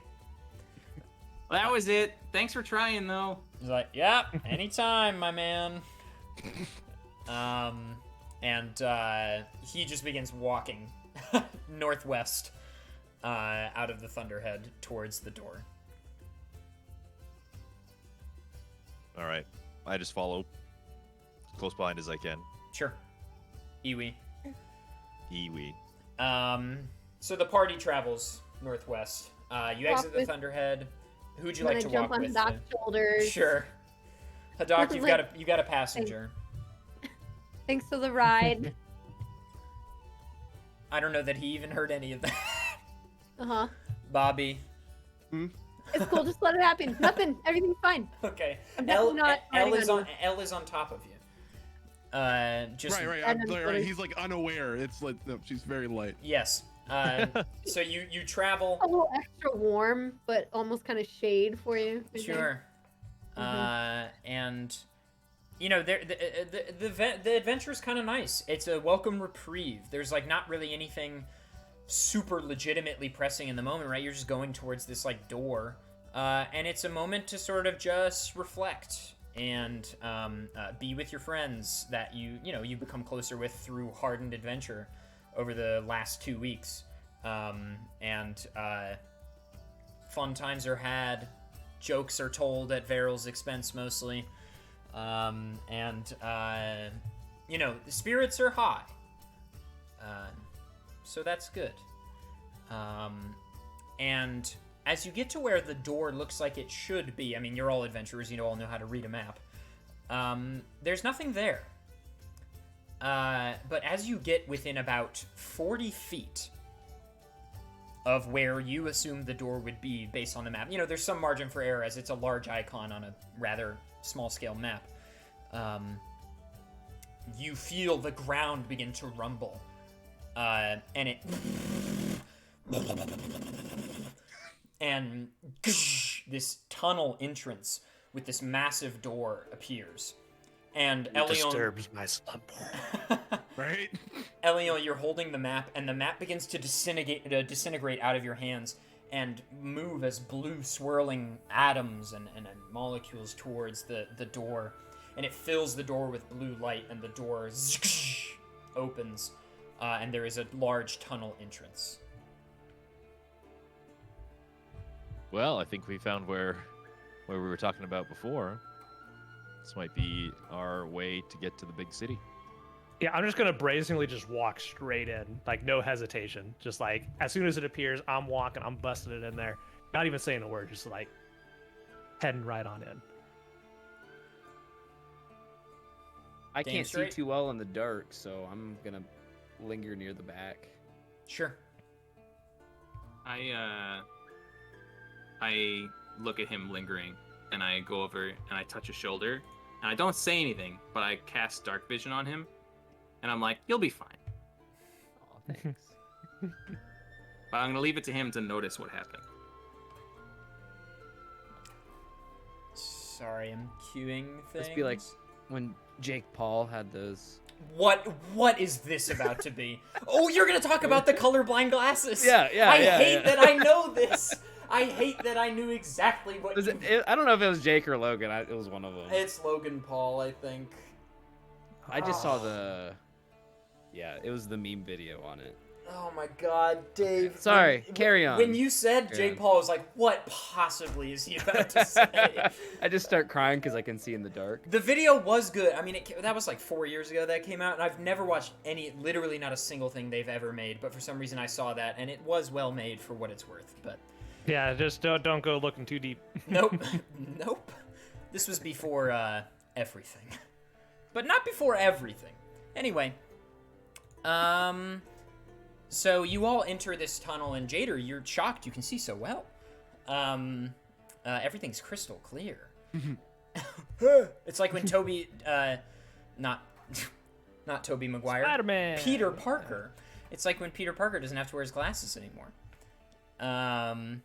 So you enter this large tunnel, right? And there is another large set of doors. And they appear to be the sliding in kind, and they're very thick. You surmise maybe 10 feet thick. And the architecture of this tunnel that you descended into maybe 100 feet down is very similar to the burial chamber you were in the Mesa. It's this ancient-looking civilization that was very technologically advanced for the time. There is a pedestal. And as you get near the pedestal, there are... What did you call the torch-holding things, Danny? Braziers? There are braziers that light with blue flame. And it's eerily reminiscent of the Brink. This sort of blue flame that is lighting... Breath of the Wild, shrines... I didn't draw that parallel until I already wrote this, so just deal with it. Yeah, I guess I would have seen that. I guess, like, Elle has more experience with that light, but they saw the little blue flames, but you, Elle, specifically saw everything. Mm-hmm. So you definitely recognize this, like, right away. So there's this pedestal, right? And it says on it... in Dwomish, a slightly ancient tongue of Dwomish, but it's recognizable. It says, there are 2 tasks. The second cannot be completed, or there are 2 tasks. The second cannot be seen until the first is finished. Fail to finish in time, and the tunnel will fill with the desert above. Split how you see fit. And there is a dividing wall with 2 things that look like will shut when you get on either side. And it's, you surmise, these are 2 different tasks that you must split. And you have evidently 120 seconds, 2 minutes, to solve the first, and then 2 minutes to solve the second. I love escape rooms. I take it I'm reading this and then relaying. Yeah, you are... Sorry, I didn't write this whole thing down for you. I apologize. That's okay. But it is. How do we know that it's 2 minutes? Does it say? I forgot to read that part, but it's there. Okay. Do we assume that this only begins once we actually enter the spaces? You surmise so. Okay. Is there any way? I request to the team that we take just like a half-hour break and just like chill here in the cool darkness for a little bit while we gather our strength. While I gather my strength, because I've been feeling better before. Can I cast Cure Wounds on Veryl just to try to the reason why I want a short rest in particular is because it's only a 30-minute short rest for monks, and I get all of my key points back in addition to being able to roll health. Oh, nice. Yeah, can we not do... If we use spell slots... At level 6, can you only use 2 spells, or is that different? Is that per character? That's per class. The spell slots you have is dependent on your class. Per class. Mm. Okay. Oh, also, really quick, I'd like to thank David Diamonds, either David or Daniel Diamonds. I think it's David Diamonds, for making the fan art that is behind Bobby. Yeah. It is a very fun, like, family photo with some minor racial inaccuracies, but that doesn't matter. It's a delightful photo, and I look like an absolute Chad hovering behind everybody. You're right. It's really great, and thank you to you for making this and for enjoying the show. If anybody ever has fan art, submit it. Where should they do that, Clay? It's a great question, Clay. That's perfect. Let's do... My Discord works, I guess. There is Just tweet at you. Twitter tweets. And hashtag Speedrunners and Dragons. Thank you, fans. Speedrunners and Dragons. And that's with an ampersand. Hashtag Speedrunners ampersand Dragons. Do we want to shorten it to just S&D? Let's make this branding decision right now. Yeah, we could do S&D and then art, aka sad art. All right, we'll do hashtag S&D, hashtag fan art, and tweet it at any of us or all of us. We're all on Twitter except for Dave. And tweet your fan art. So that's, if you're watching on YouTube right now, in the bottom left, I could just pop a hashtag on that bad boy. On the bottom left of your screen is what it would be, but with a hashtag out front. Or a pound symbol for you boomers out there. An Octothorpe for the older of you. I was trying to think of Octothorpe, and I couldn't get it. All right. Does anybody else need to take a break? Everybody else chilling? I'm chilling. I'm chilling. I'm chilling. During this short rest, I will play a song of rest so that Danny can have an additional D6 to roll for health. Cool. That's just how that works. So That's pretty sick. Can I roll that first and then decide how many hit dice I'd like to use? I mean, that's Adef's choice. I'm sorry. I suppose. Wha?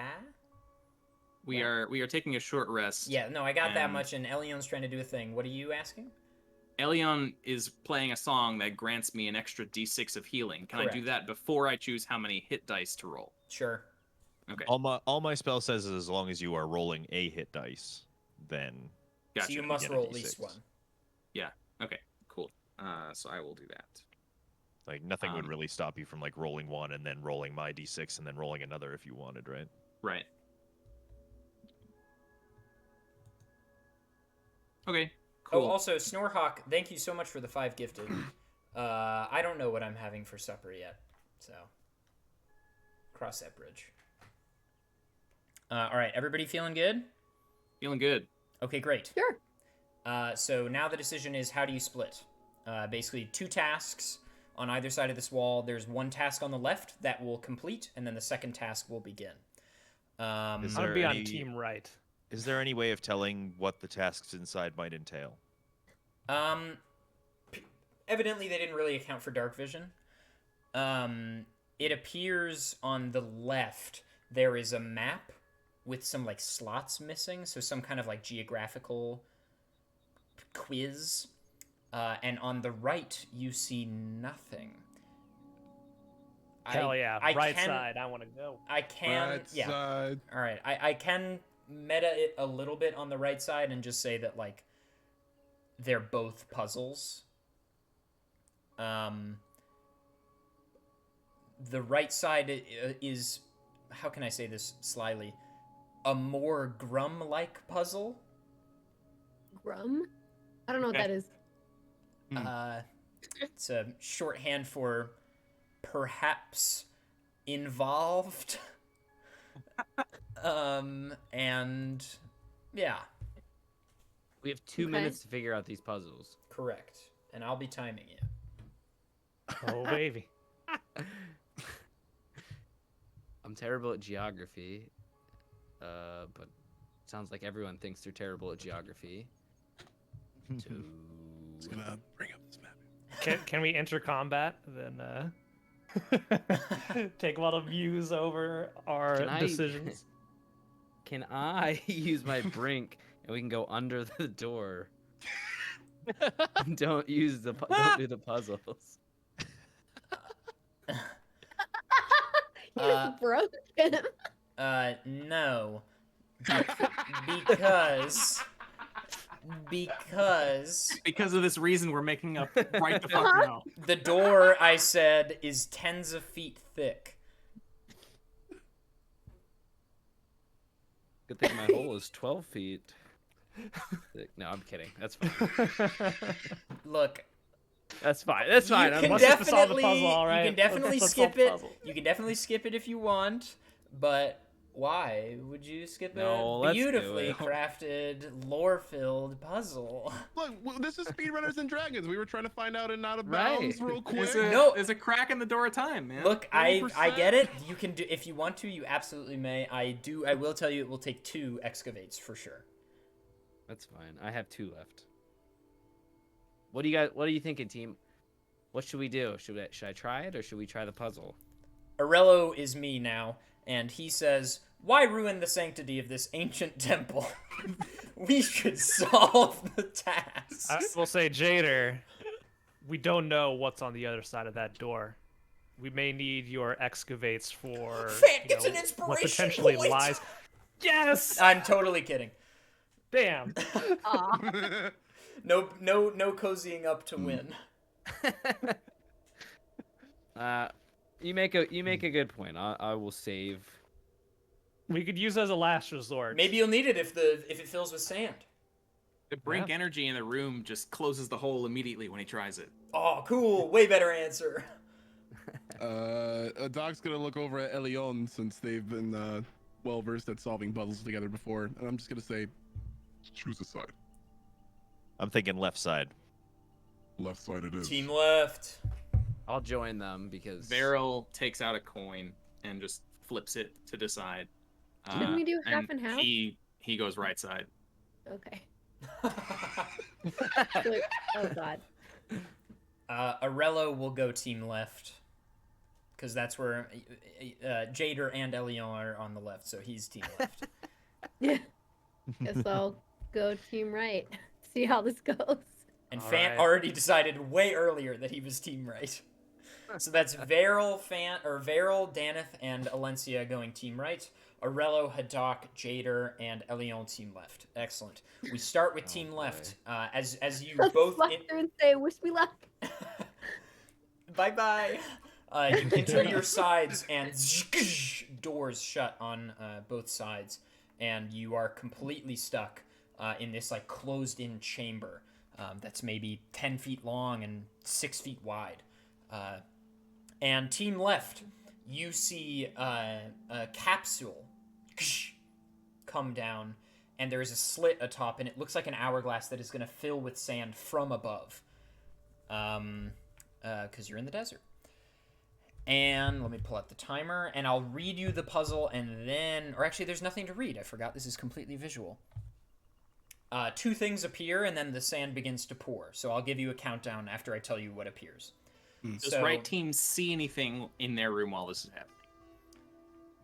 No, right team, there is nothing. In real time. I will say all 3 of us have dark visions. That's nice. Yeah, there's nothing in the room, so when they complete their task, your task will start. Gotcha. Okay. And let's get some adventurous music.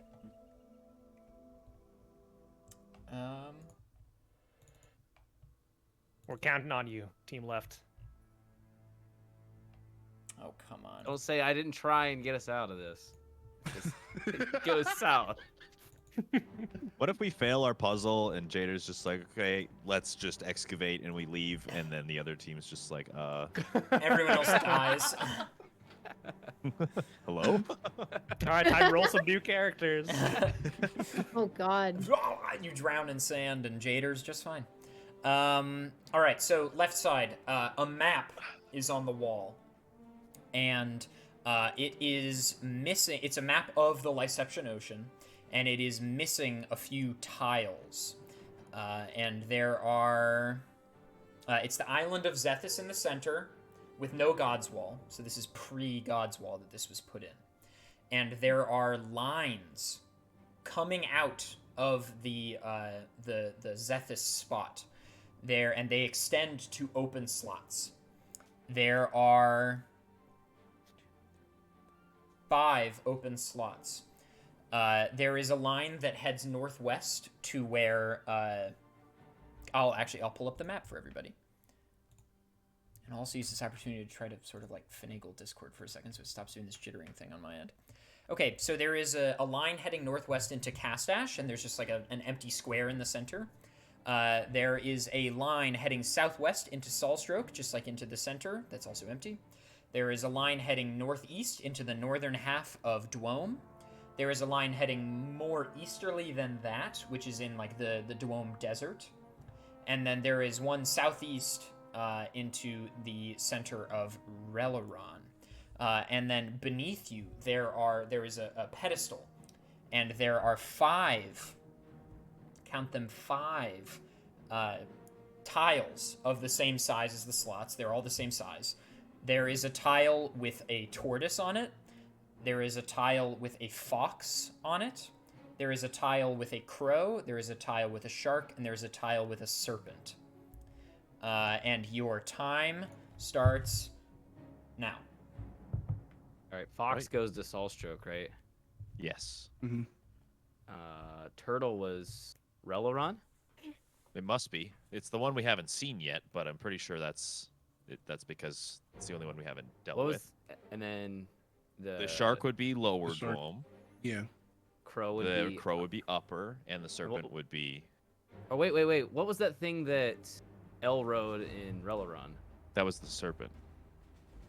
So wait, so the serpent. The should be serpent is Releron. Releron, and okay, turtle is Castash.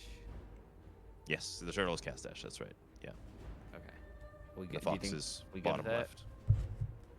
You Team- have a team minute left, is and that good? you have a minute and 20 seconds. Anyone? That's Team That looks left. good to me. Okay. Is Varel with us? just us three. No, Arelo's just hanging out. Right. You Yeah, placing? that's what we're going with. Yeah. Yes. Okay. Yeah, I'll play some. Place 'em. You place the things in, and they all lock in, and the lines emanate blue, and the sand stops in the hourglass, and we pop over to Team Right. No, Team good job, Right. Team Left. I am thinking your side might be too hard to do in 2 minutes.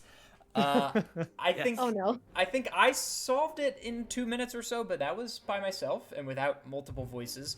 I'm gonna give you 3 minutes. Okay. Because Did you not also write this puzzle? This one is a real puzzle I've adapted. Like Okay, a gotcha, puzzle. gotcha. You'll immediately understand where I got this. Oh loud. Okay. On the internet. 2 trains are coming into the station. Oh gosh. Okay. Why did I not make a visual for this? How do I give you this information in a good way? So glad. 5 My minutes. pen is ready. I know. Okay. God, I'm really actually pretty disappointed in myself. Let's imagine a world where the image I'm about to put on screen, instead of numbers, it has animals on it. And we're gonna imagine that the numbers each correspond to one specific animal. And I'm gonna try to put that image on screen now. Basically, here's the deal, and I'm gonna give you this information now, so be ready. A 1 is a fox. A 2 is a shark. A 3 is a crow. A 4 is a serpent. And a 5 is a tortoise.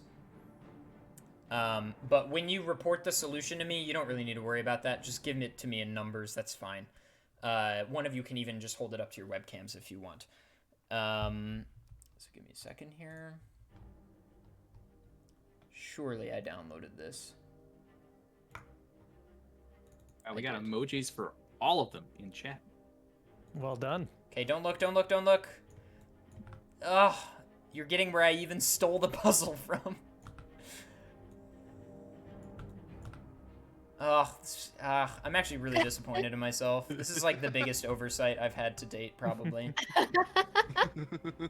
I really should have made a graphic. This is completely my fault. Okay, we'll forgive you. I'm this. drawing it. Oh, I'll give you time to draw it, and then I'll say start. I'm so glad I didn't pick Team Right, dude. Should we all draw it? Oh. If it's what I'm thinking, I am very good at these. This one's Okay, easy. then I'll let you handle it. This one's easy. It's I'll an help. irregular. I wanted an irregular one, but it's easy. Oh, so we have to hold it up to. Okay. So basically, there are a bunch of open slots and tons of these panels below. There are tons of Right. foxes, tons of crows, tons of serpents. Just Oh, enough yeah. that you could fill the whole thing with We serpents if gotta you wanted Sudoku to. this. Let's go. Okay. Yeah, it's Sudoku. It's okay. And we're gonna do 2 minutes. We're gonna do 2 minutes. You can do it. Let me know when you at least have the baseline drawn. Don't start solving yet. Okay, got it. Fant? Almost. All right, I got it. Okay. In 3, 2, 1, go. The hourglass begins to fill with sand. And again, you can just report it to me as numbers. I have the solution here. I did it. So, and then I'll, I can translate it into animals, or you can if you'd really like.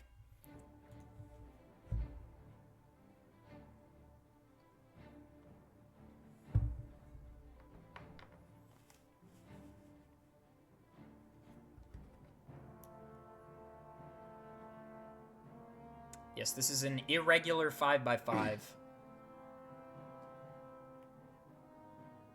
So I wanted it to be not like the normal Sudokus you'd see, but easy enough to do quickly. Minute 15 remaining. Okay, I think I got it. All right, Varel, shoot. You can read right. read line by line from left to right. Okay. I'm gonna give another 30 seconds or so, and for someone else to say they got it, so we can confirm with each other as we say each one. 50 seconds. I'm almost done. Yeah, I'm almost done now. I was thinking of a clever way to get it up on my phone, but it's okay. You guys are kind of handling it. All right, I'm done. Okay. Top left, 2. Then just reading order, 2, 5. Let me know if you disagree with any of them. 1, Yep. 4, 3. Next row, 3, 4, 5. 1, 2. 20 seconds. Next row, 4, 1, 3, 2, 5. 10 seconds. Next row, 5, 2, 5, 2, 4, 3, 1, 1, 3, 2, 5, 4. 1, 3, 2, Locking 5, it in. 4. You lock it in, it lights blues. And the doors open. Congratulations, you solved a children's Sudoku. All Let's go. I Google don't image underestimate search. Sudoku. Let's go, Foo! I started later. I Google image searched irregular Sudoku, and this was the first one that looked interesting and easy enough to solve in 2 minutes. I think we spent less time solving the Just puzzles and more time that what you mulling guys about who got? would kill it. That is what we got. That looks Looks right. good, Fu. Nice. Yay! And Hooray. Foo did it digitally. Let's go. I did. I took a picture of you posting it on the screen, and then I started drawing it over it. God bless Apple iOS. Yeah. Excellent. Nice job, gamers. I'll show you mine. Yay! Good job, everybody. Yay. Hooray! Cool. All right. Nice job, guys. So, we'll go back to this, and we'll go back to... No. We'll go back... Oh, come on, Spotify. Okay. The lights fill the very thick, too thick to burrow under door on the other side, and Team Right and Team Left are rejoined. They are reunited, and the large door in front of you guys begins to open, and you are free. And as you're rejoined. Team Left and Team Right back together again. It's a beautiful reunion. Yay! I embrace Daneth. Oh my god. I back kidding, off, I- I give him a handshake. Good work. Club team. So It could be like one of those, like the big muscular ones, right? Like there's that one with like Carl Weathers and Arnold Schwarzenegger just going in. This like, is the it could be this one is of those. the Yeah. you weren't there, but this is the second time that handshake has come up on this show. Dylan, you son of a bitch. Excellent. Jader, you son of a bitch. You were separated for all of 4 minutes. Oh no! That was a long 4 minutes, though. Separation anxiety strong.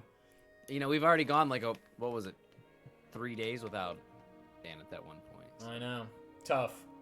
Haven't had too much time to break either. We've just been at it. So Yeah. So the door is open, and as you walk forward, there is this. You ever played Half-Life, the first one? yeah. Okay, you know how there's like that elevator portion where you're on the moving car that just goes downwards down an incline? And it's like a large platform with rails, and it just skirts along like a thing and then travels horizontally through a tunnel. If It's you've also what- played FF14, Like Metal Gear Solid 1? I haven't Yeah. played MGS, but perhaps. You're on like there is a platform with stone railings. And there is a blue light beneath it that lights as you step onto it, and it appears as though it's going to take you through the tunnel. all right. All Well, On board. All aboard! on we go. A blue spirit appears and says, "Keep your hands and feet inside the vehicle at all times," and then disappears and is never seen ever again. So there's no talking to him. And Shoot, Wait, I was had a really looking question. forward to that. no, I'm gone. Goodbye. I've seen what happens when throwaway ghost characters come into Speedrunners and Dragons. They never leave. And they become all Patrick wants to talk about. Excellent. So the thing begins to move a little more briskly than you can walk. So you could like run alongside it, but it is going about that speed, and you have to do nothing. And this can be an opportunity to take a short rest as well if you need another for whatever reason. Actually, no, sorry, I have it written down. Oh, sorry about this, Farrell. As you're sitting on the thing, the blue torches light along the hallway as you pass them, and they also begin to sort of flow through you a little bit, and it acts as though it were a long rest. You recover all health, key points, hit dice, spell slots, Sick. brinks. Excavates. I wonder what could be happening next. Hmm. So as the It's thing... like when you see a save block. Yeah, in a exactly. dungeon. Yeah. It's bad Uh-huh. news. Like, As this thing tunnels through, murals begin to appear, and they're friezes, and they tell a story. And I shall recant this story for you now. So these are more murals of the ancient Dwomish civilization, but they appear to be telling a very specific story of how they came about their technology.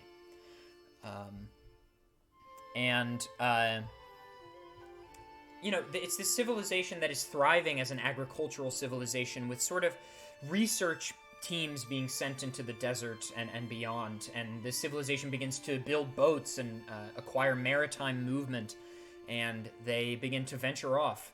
And one such research team, 8 individuals strong, appears to be heralded by the people. Every time they return from their trips in these murals, they're praised, and their data and their information is given to the people, and the crops excel. They bring back new livestock. They bring back new agriculture. And it is 8 individuals, and there are... Into the lore document I go. 1, 2, 3, 4, 5. 5 males and 3 females amongst them, it seems, based on, very traditional depictions. Long hair on the sort of... And it's all depicted sort of Egyptian style, that is called... Oh, no. Hieroglyphics. No. It's the side-on view is called, if I'm viewing somebody, profile. Thank you. I also got there right then. Profile. It's all viewed in like profile or flattened fake profile, where you can see their eyes, but their bodies are turned sideways. In the classic Egyptian style, where like it doesn't physically make much sense, but visually it depicts a lot. So anyway, this one such research team is sent off on this mission. You're about halfway through the tunnel at this point. It's been about 15, 20 minutes by now. And this research team is sent out on this massive ship on some kind of huge research journey. And the murals depict many moons passing and seasons passing. and it depicts the their research taking them to Zethus, to the island, and there's no depiction of what took place there. It's just them venturing to Zethus. You know, there's a big overworld map sort of view in one of the murals. Then the next mural is them returning. And they return and they look almost enlightened. Their eyes are depicted more brightly. They're depicted as taller. They're depicted as more stately almost to the other. And they begin to almost have individualistic characteristics on each of them. And they come bearing a gift, another gift, like the livestock and the agriculture they found previously. But now they come bearing a blue flame. And they return to this Dwomish civilization, and they bring this power and the scientists, and, you know, scientists is a strong word for it since it's so ancient, but these, you know, minds of the past, they work with this new flame and they create technologies. They have moving objects. They have almost automatons. They have torchlight that is magic and never goes out. And this is depicted as an era of prosperity for the civilization. But then, you know, this seems to continue for some time, and as it goes, and clearly people are aging and dying and giving birth to new life, these now taller research team individuals are still there. They somehow are still alive, and they are still, you know, being granted gifts by the people. They seem to have come into some kind of position of power, having been given this gift, and having given this gift away. They seem to be... they're in charge. And they're being given sacrifice and gifts, and they seem to have starting to be ruling with an iron fist almost. And as the murals progress, it seems to almost become a situation where the people start to distrust them. And the people begin to rise up and hoard the technology and destroy lots of it and hide it away in these secret chambers they've been building. Not under the watchful eye of these individuals, this research team. And they make these bunkers and these burial areas and these tunnel systems. And the final murals, as you've been in the tunnel for a half hour, and then it starts to rise. You start to go up an incline. And the murals now depict the civilization running from these research team individuals who appear to now be power hungry, thirsty, angry. They're destroying children, you know, laying havoc to towns and cities of all kinds. And there's an ancient castle in the mountains that many of these people are fleeing to, and then many of them flee to these underground bunkers. Many of them flee to these tunnels, and many are killed. And then they shut the door to all of these places, and the light, this blue light, goes out in all of these tunnels and places, and you sort of see that the final mural looks like the tunnel you're currently in, and it appears to be the last light. And then that is the end of the murals. And Wow. Arello's been sitting in silence this whole time. You know, just sort of in awe of the whole thing. As were the rest of you, I assume. Do you think this is the origin story of the gods? That's what I was That's thinking. what came across my mind. Mm-hmm. So they were just regular people that found the brink? That's what it Whatever's on seems this like. island must be something that they hold very dear for this reason. It lines up with what Steven and I saw and felt when we were together in the cave.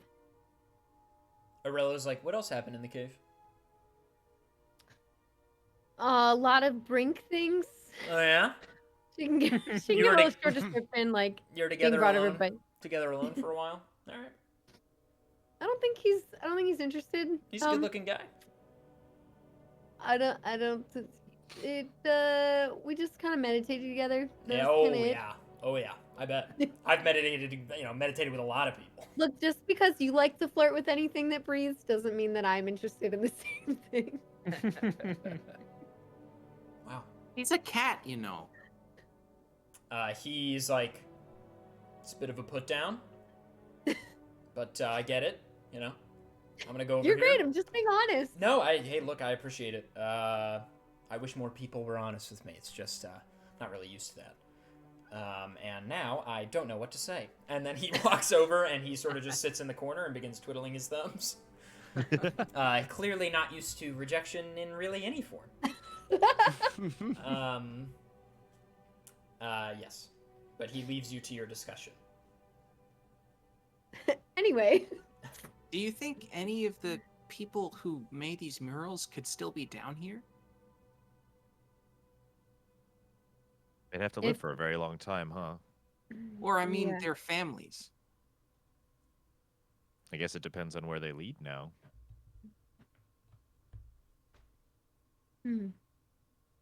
Remind me, were the research team, they were of Dwomish descent, correct? Was that? Yeah.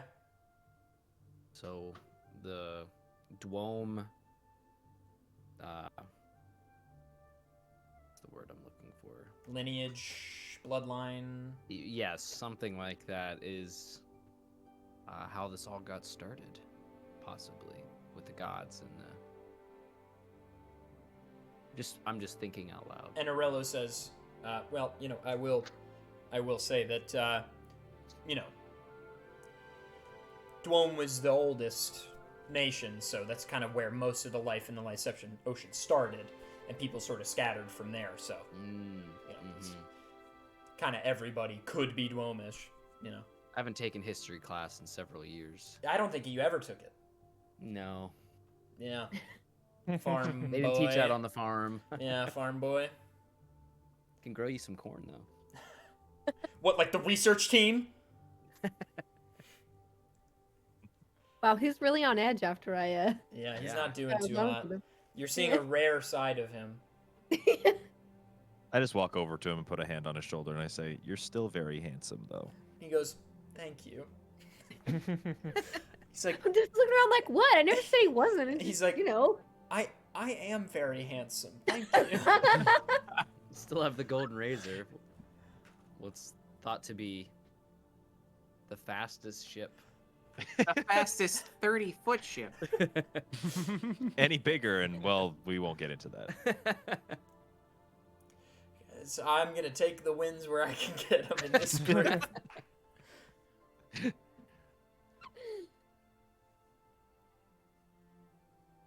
So, I don't know, I don't get too in the nitty gritty of the hieroglyphs, so I'm just like, now what, guys?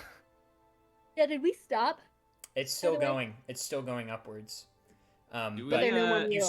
start to smell cool air, and Were you've been on it we- now for about 2 hours. Were we traveling north mostly? Oh, exclusively.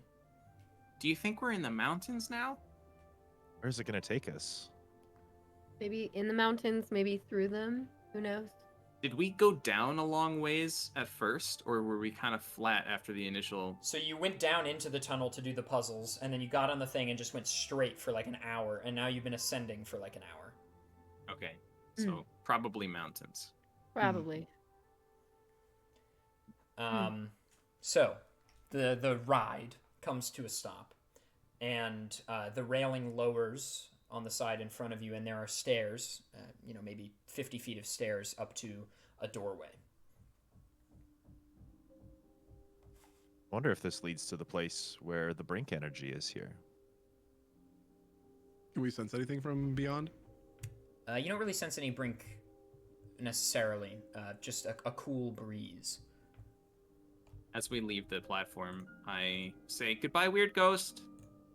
He's not there, but I just want to make sure he feels good about himself. He's never coming back. It was a mistake to improvise him just now.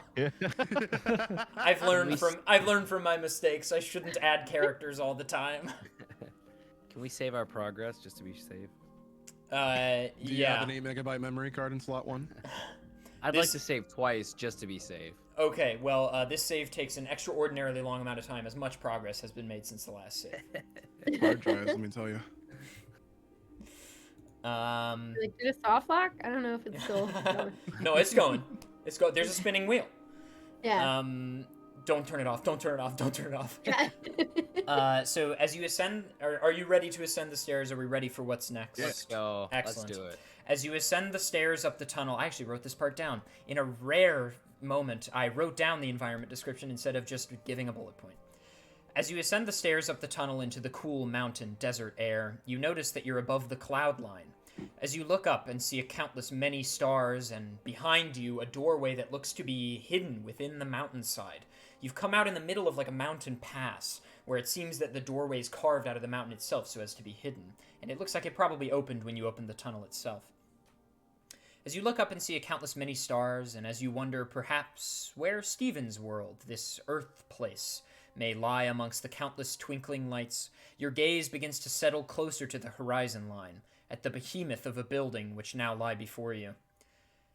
With spires black as night peeking into the lines of the stars in your vision, Le Vieux Chateau, or the Old Castle, pervades your vision.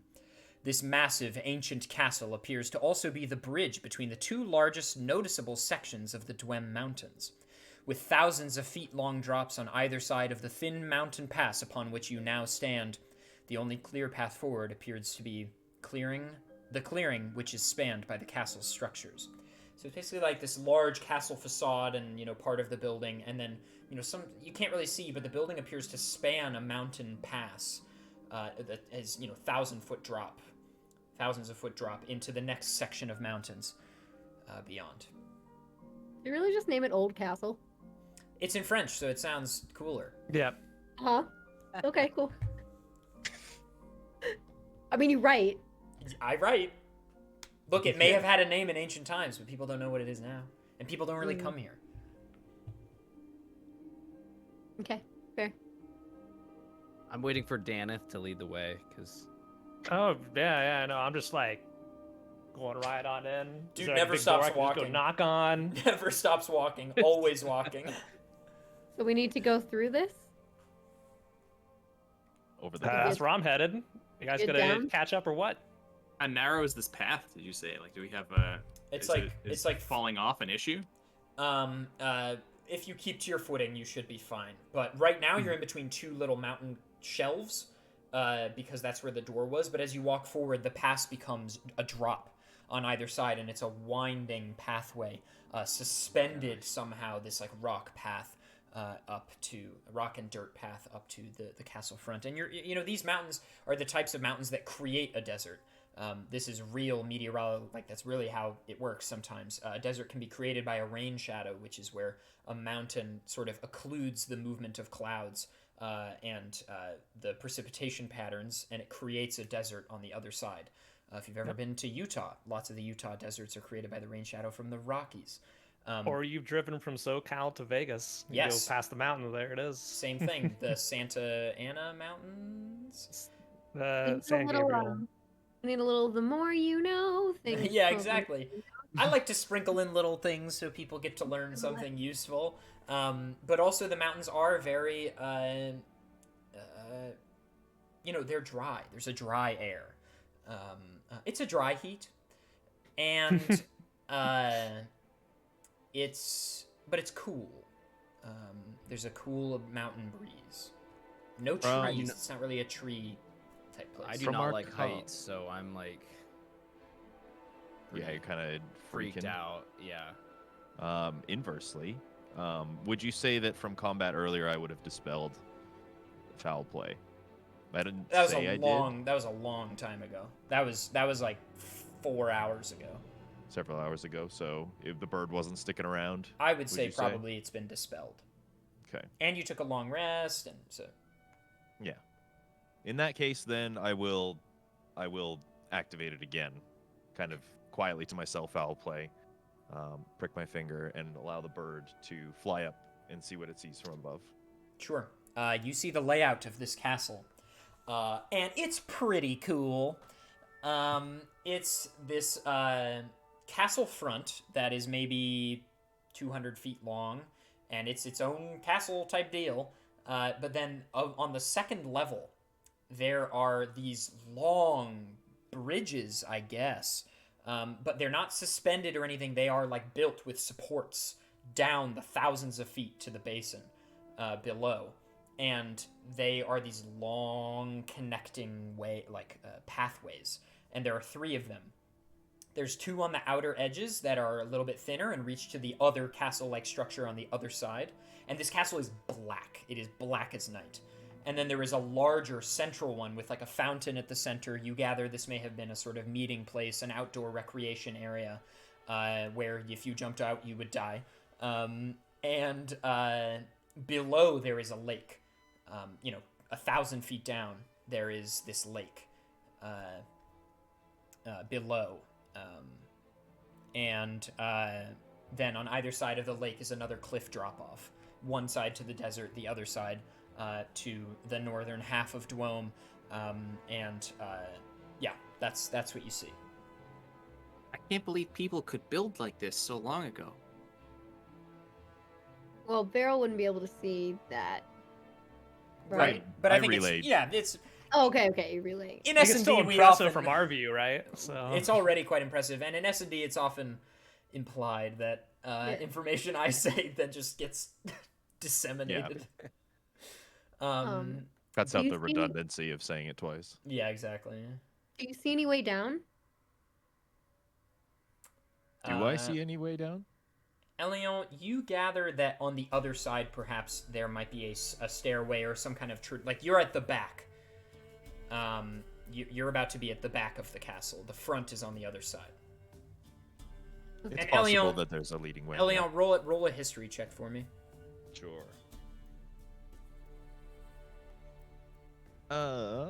18. Yeah, the entrance from the northern side of Dwome comes up to this facade of the castle. You never went, but you knew of people like excavation teams and archaeology teams going. Right. Okay. Then I relay that. We need to make our way to the front. I'm Janice? already just like going across the path. It's just like, yeah, no time to waste. Do we see I'm a excited. door or like an entrance from the? There is an arch-shaped sort of back door, and no other discernible features on the back because this is the back, and nobody was really ever able to see it. Yeah, this is like, I'm assuming at the end of like our narrow pathway.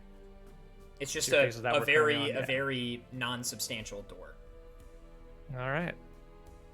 So Alright, I'm Elvis gonna go follows up to the door. I'm just gonna knock on it. Anybody home? No response. I will follow on all fours, just trying to be balanced on the Sure. little narrow. I'm gonna be fiddling for a door handle or something. See if I can just open the door. There's a door handle and it opens. All right. I just like take a peek inside. You're in some kind of cavernous, grand room. Ooh. All right. So I have. Yeah. So is it lit or is It this is dark? 'Cause I not. have dark. It is Okay. dark. So I can see it, but some member of the party can't. So it's just a big open room. All right. Gator, I'm just so gonna you just- know, you have dark vision for another 6 hours. Oh, I still have it. Yeah, it's an 8-hour Then thing. I can see. Cool. Nice. All right. I'm just gonna yell hello. That didn't have the effect I imagined, but It echoes. And it should be said, there's like a wall in front of you when you open the door, but stairs on either side leading up to what you can see based on the ceiling is a grand room. Do you think that announcing our presence in the creepy old castle is a good idea? No. I mean, if we've got somebody in here to give us company, I'd rather take them out now than wait till we get jumped on later. Or we just stealthily move through and leave. You know, Valencia, you know, we've been doing this. We've been at this for a couple weeks now. We know that if they want to find us, they're gonna find us. I'm not too concerned. I'm fine bringing the battle to them versus letting them bring it to us. As You they're got a point. squabbling, I go up the stairs and I kind of peek around the corner and see what I can see. You're in a throne room, and you just entered the exit out from behind the throne, kind of like an escape hatch almost, like Right. if the king needs to leave or whatever. So the throne is like right Yeah. near us. And the back of the chair faces the door that you came out of, but above, because there's this wall and you take the stairs up. So there's a throne, and then, you know, the procession down the throne room. There's lots of arches and torches and, you know, exits to various rooms. And there is an exit on the other side that leads to a grand staircase that you can see is, you know, it's just open. It's a big stairway upwards. Is there anything I can pick up on the ground nearby? There are lots of bones lots of bones and skeletons of, humanoid remains scattered about the floor in various places. And Elliot, roll investigation, please. Also, where is foul play? Just came back to me after its little adventure, so Okay. it's just kind of vibing on me, we'll say. 16. There is something. Do you have dark vision? Yes. There is something suspended in like a makeshift cage about 15 feet above the throne. And it's just in this like almost like bird cage, but human sized, and it is held by like a rope to the ceiling. And it's moving? No. What I'm gonna do is I'm gonna take one of the bones that's on the floor and I'm just gonna huck it as far into like the middle of the room as I can and see what happens.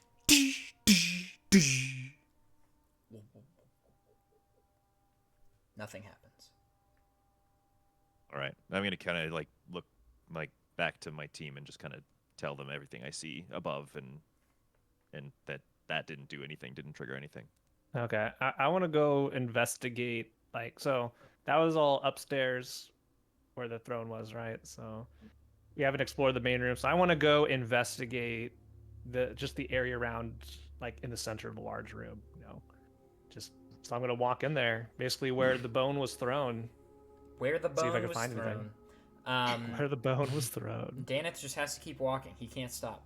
It's a room, and there's not, there's this big grand stairway, and then there are two smaller stairways that, based on Elion's information, you would surmise the big one leads to the center pathway, and the other two lead to the other pathways. Did you say the cage was suspended by a rope? Correct. I'm gonna tell everybody to look out. I'm gonna go kind of join Daneth in the middle of the room so Okay. that I'm clear of the cage, reveal a dagger from my boot, and try and throw it at the rope. I probably have to roll to hit or Roll something, to hit. right? Yes. Does a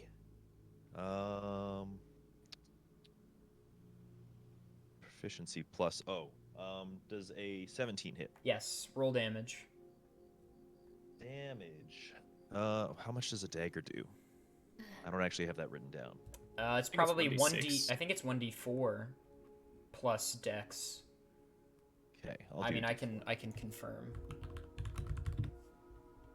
I'll wait for confirmation just in case. 1d4 piercing plus dexterity. Nailed Cool. it. That would be 8 damage then.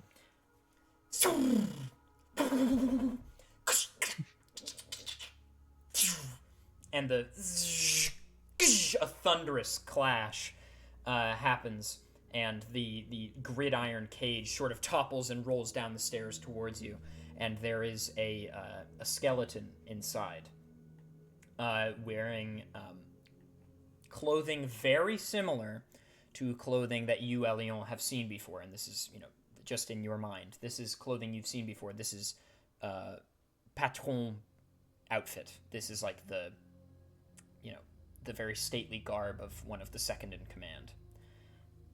And his body is there. I kind of gasp when I see it. And I just kind of like look to the rest of the party and like, what do you guys think about this for a moment? What do you think that was? Somebody very important, I think. This is very noble clothing. And I'm going to reach into the cage and kind of like dig around in it and see if there's anything. You procure a bronze, or I said bronze or copper, one of the two. A coin with a dragon's eye insignia on it, as well as a notebook, a journal. I have the coin and I kind of pocket it quickly without really saying anything to anybody. Sure. But the notebook I hold out and I say, there's some information here. Does anybody think they would be paying express attention to Elion in this moment? I mean, he's right next to me. I would. I I would was hear asking about the everything there, person yeah. in the cage, so. All right, Varel and Daneth and Jader roll perception, and Elion roll deception. Or Yeah, I'm not. I'm looking around. roll sleight of hand, actually. Sleight of hand. Oh. Okay. Should I say first? Yeah. 27. Did anyone beat that? No. No. No. I had a 17. As you are grabbing for the note, you see the coin, and as you grab for the notebook, you take the coin in two of your fingers, palm it, and then clasp it under the notebook, pull the notebook in, and you pretend to dust it off. And as you're dusting it off close to your shirt, you use your ring finger to hide the coin within your jacket, and then you re-procure the notebook. And I hand it to Dan, who's standing right next to me. Like, all right, I take it and I open it up. It's in Dwomish. Is this in anything? Yeah. So it's like I'm just like, Oh, you're right. That was really silly of me. I'll take that back, please. hey, Elion, you mind giving us the translation here? It's the classic. I just did something sly. Let me do something nice, so that it seems exactly. like I didn't do anything. Yeah, exactly. Daneth is just baffled by the confusion and doesn't even notice anything that may have suspiciously happened in there because of the misdirection of being just handed the book. That whenever you're handed something, you're gonna take it and you're just gonna. I think Elle wanted to look kind of more around the room, maybe past where they are, and like, kind of like a lookout. Sure. So she can see like the entrance so that they can leave. Absolutely. She So doesn't really you can stake stay. out. Yeah. You can stake out at the sort of the Stake out? stairway exits. Which Sure. one would you like to be at? There's the center big one and the two smaller ones on the left and right. The center big one, because Okay. it's probably closer Are you to looking the... up the stairs or into the room? Can you, like, just redo the layout? Wait, up the stairs? You have to go down into the throne room? So when you walk in the exit that you guys came in, Yeah. there's a wall directly in front of you. You're sort of on a recessed area in the room, a little getaway. And there are two staircases up into the room. So now you're in the throne room. And the throne is right here, where you just came in, but above. Right. And then it's some steps down into, like, basically a ballroom. And then at the far end of the ballroom, there is an opening with a staircase that's really big up outside.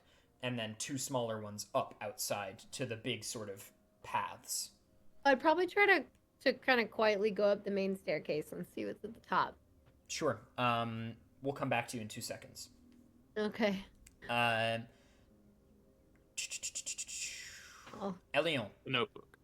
The Notebook. Thank Yes. you. A great movie I've never seen. So I'll just detail you what the thing says, because I'm not going to... There's a lot. So basically this notebook details, date by date, a mission that this man... and Elion, you can choose to reveal however much of this you actually want.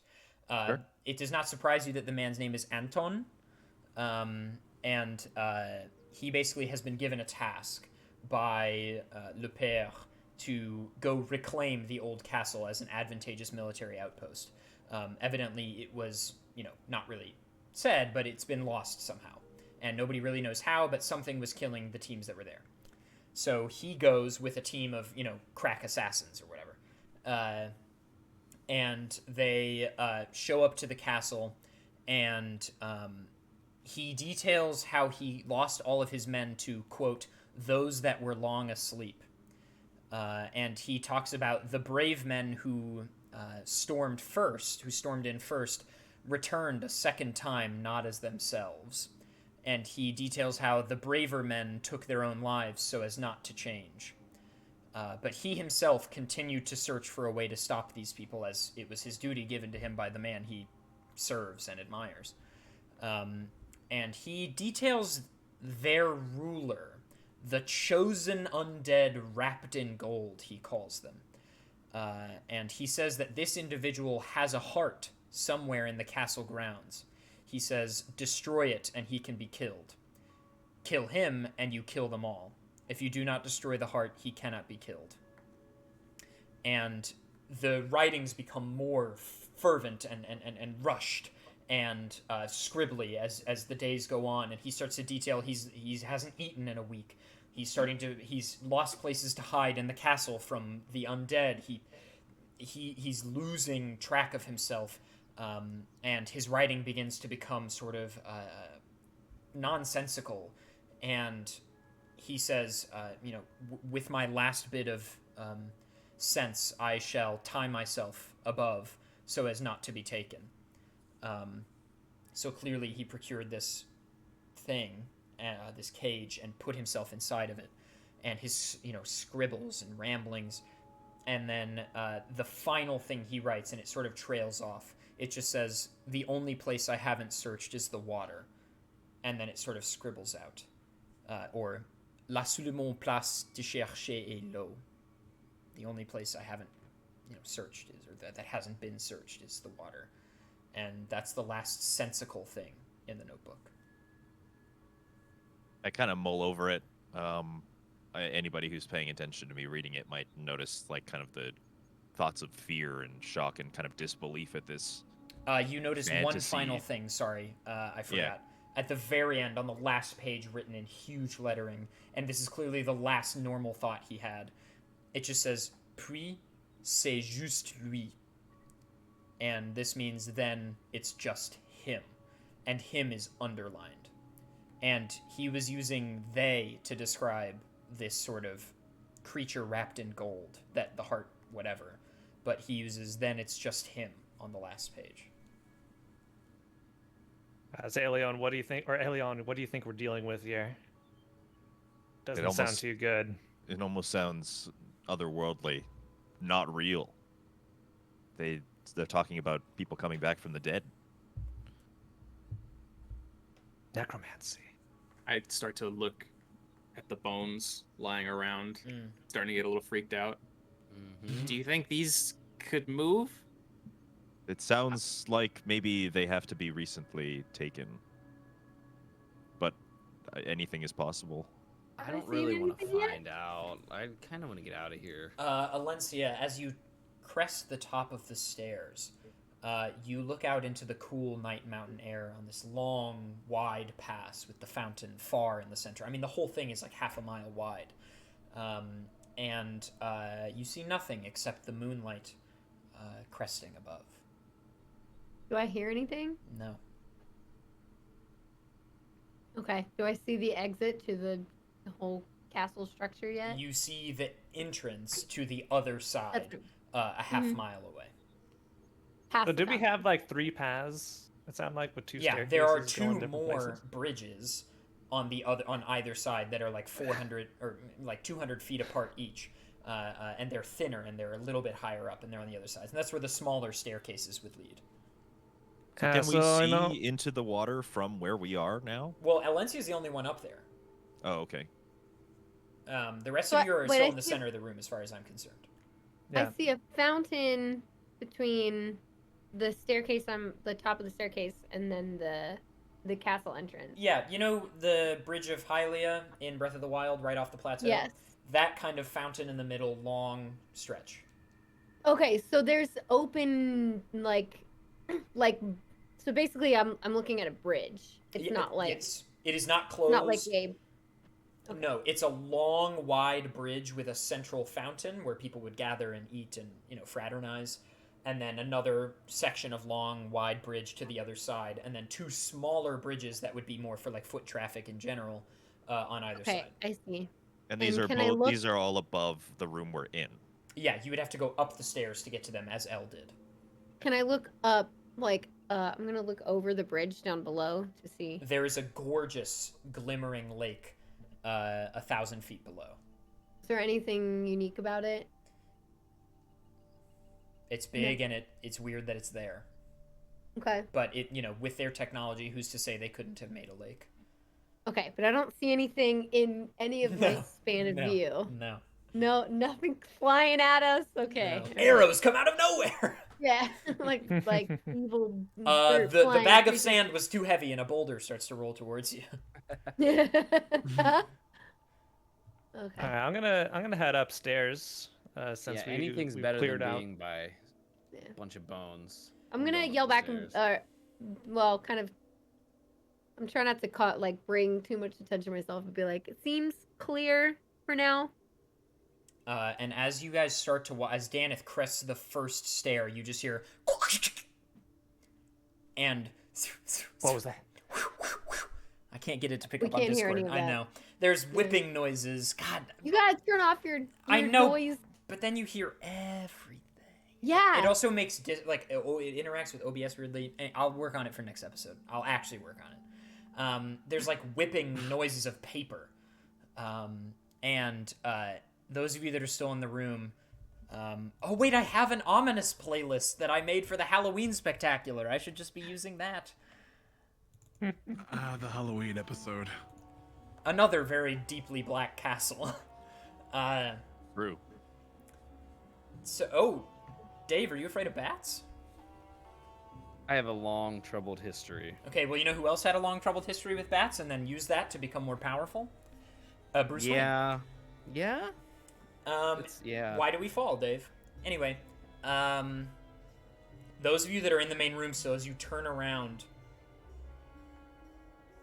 this paper is like coming in from and ripped, torn, the cotton and wool and all kinds of material, clothing pieces are whipping together, and they rise up into these mummy-like creatures that bones give way to like rotted flesh. It appears off their very ligaments and bones, and the clothing wraps them, and their eyes glow purple and red and dark,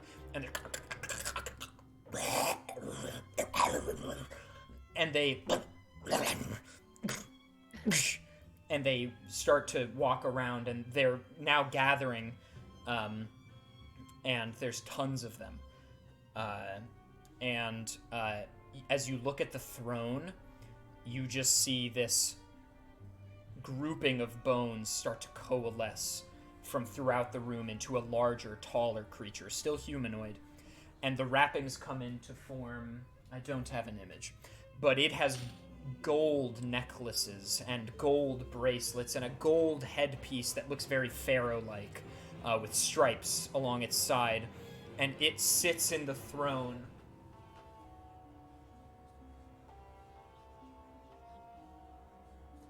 As the other creatures form, and that one stands up, and these 50 some odd creatures all their heads snap to look, and it just points at you, and they then turn back to look at you. So, did you tell us about the contents of the diary? I think I may miss. You were upstairs. Yeah, Alencia, you don't even know that any of this is happening. I was like, it's that far away? I thought it was just at the top of the stairs. It's a huge staircase. It's like a 100-foot staircase. Okay. I just start booking it up the stairs. Yeah. I'm like, all right, I hear Janice coming, and I'm turns like, out the bones can move. You're not gonna walk, Dennis? I'm like, what's happening? And I'm slower than everybody else. Everybody's just like blasting past me. Lapping you? Yeah. I'm like, yeah, we should probably, we can get out of here. I book it as well. I would like to. Can I do something? Sure, Jader. I also have something to say, but you first. Please finish. No. I insist. I would like to excavate a hole right at the base of the staircase. Before or after you eclipse the stairs? After I've, like as I'm running up it. Yes. Excavating right at the base. Good idea. So Daneth was in front with Elion.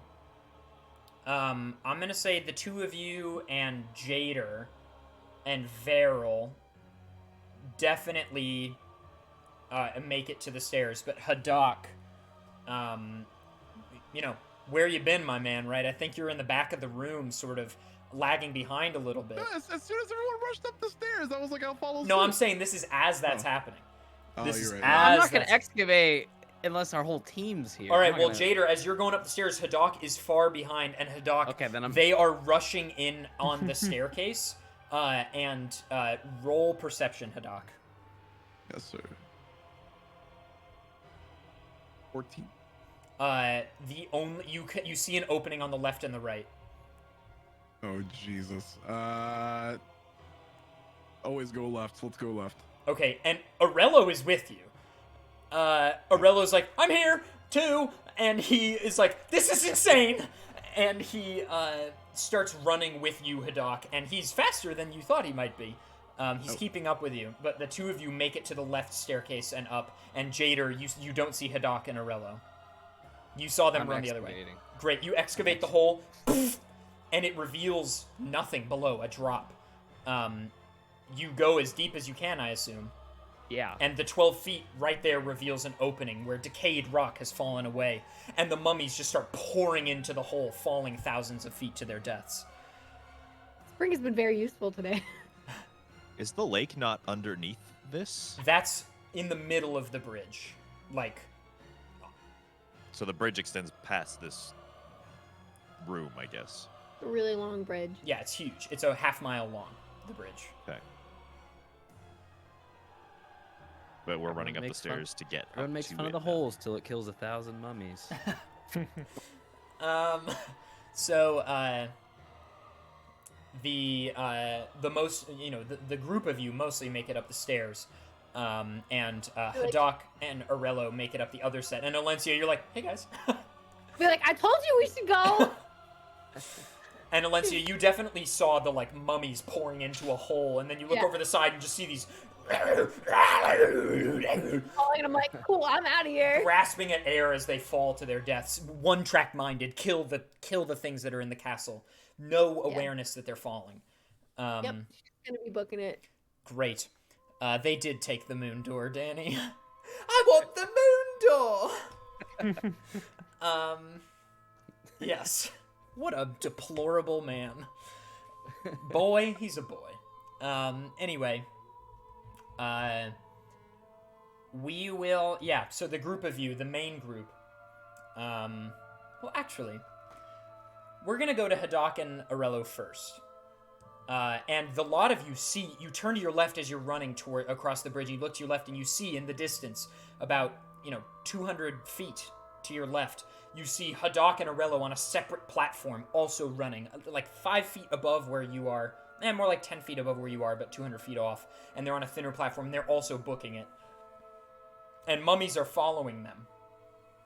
They didn't have the excavate privilege, but it's very few. They seem to be focused on the group. And it's like 5 or 6 of them, and they're running at you, and suddenly they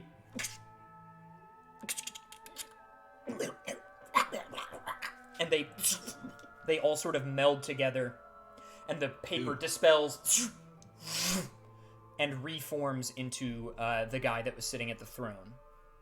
Oh, That's a cool power. And he stares you down. And all of you are looking over at this from the center, and you're running, and you're running, and you're running, and then you turn, and you just see a cloud black as night comes down just 50 feet, 100 feet before the fountain.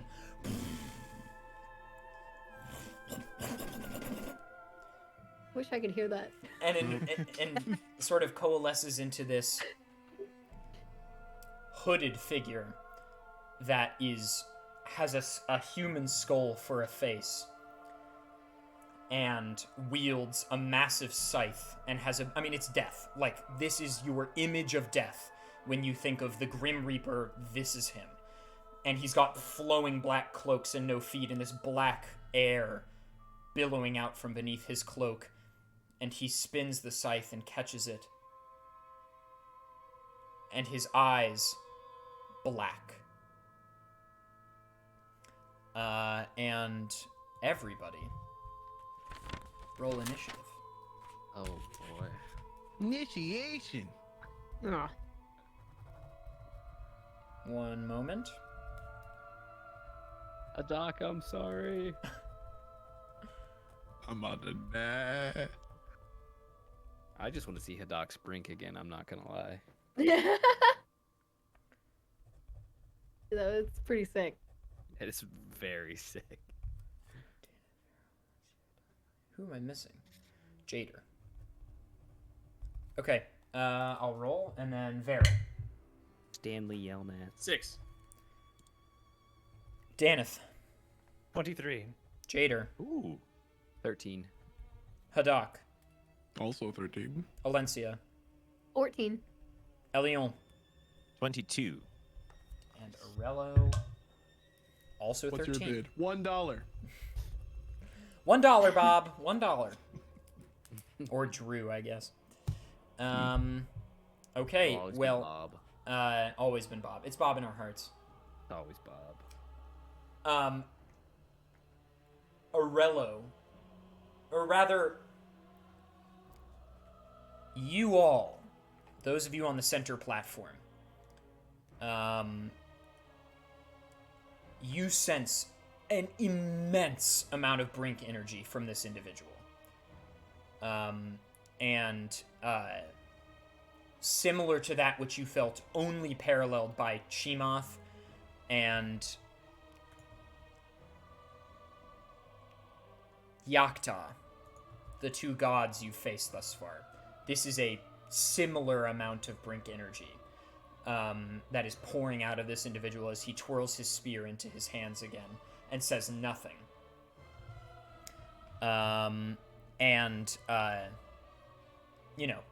Varel and, some of you will know the Pantheon at least somewhat, even though it's not really taught these days.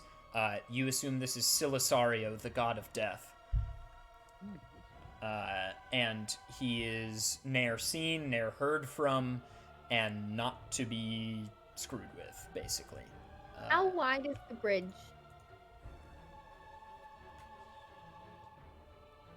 30 feet? 30 feet wide? Yeah. And then what about the fountain area? I'm sure that's a little wider. That billows out about 5 more feet on each side. Okay. But And- it's behind this guy. Yeah, and it's behind this He's thing by blocking it. like 20 feet. Okay. Okay. Yes. I think, Behind him by 20 feet. yeah, okay. I think the only thing now is to start. Daneth. Oh boy.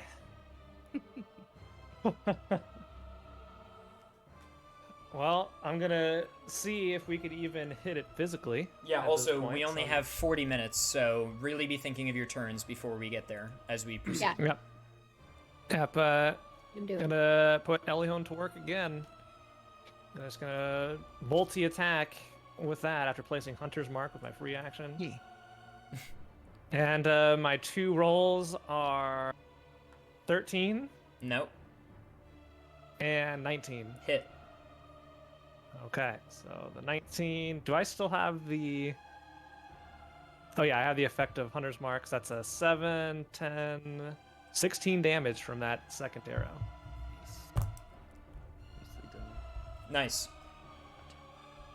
Okay. Is that your turn? That's my turn. Excellent.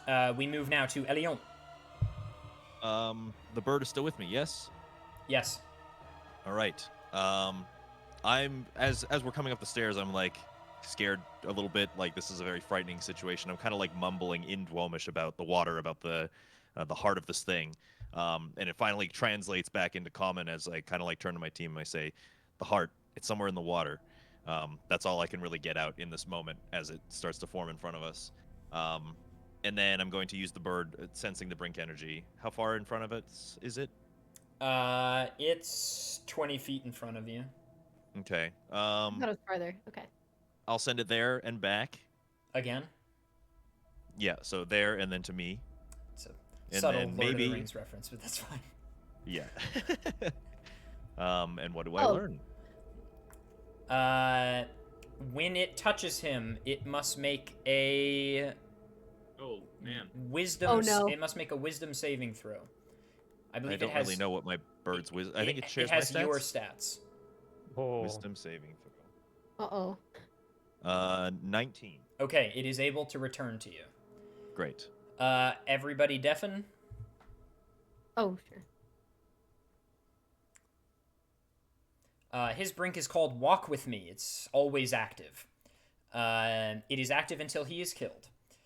Anyone in contact with him up to the 3rd degree, that means if you're touching something that's touching something that's touching him, that counts. You must make a DC 13 wisdom saving throw, or well, that's the nitty gritty, but you have to make a saving throw, wisdom saving throw, or be paralyzed, and you re-roll at start of every turn, can be broken out by being touched by an ally. Okay.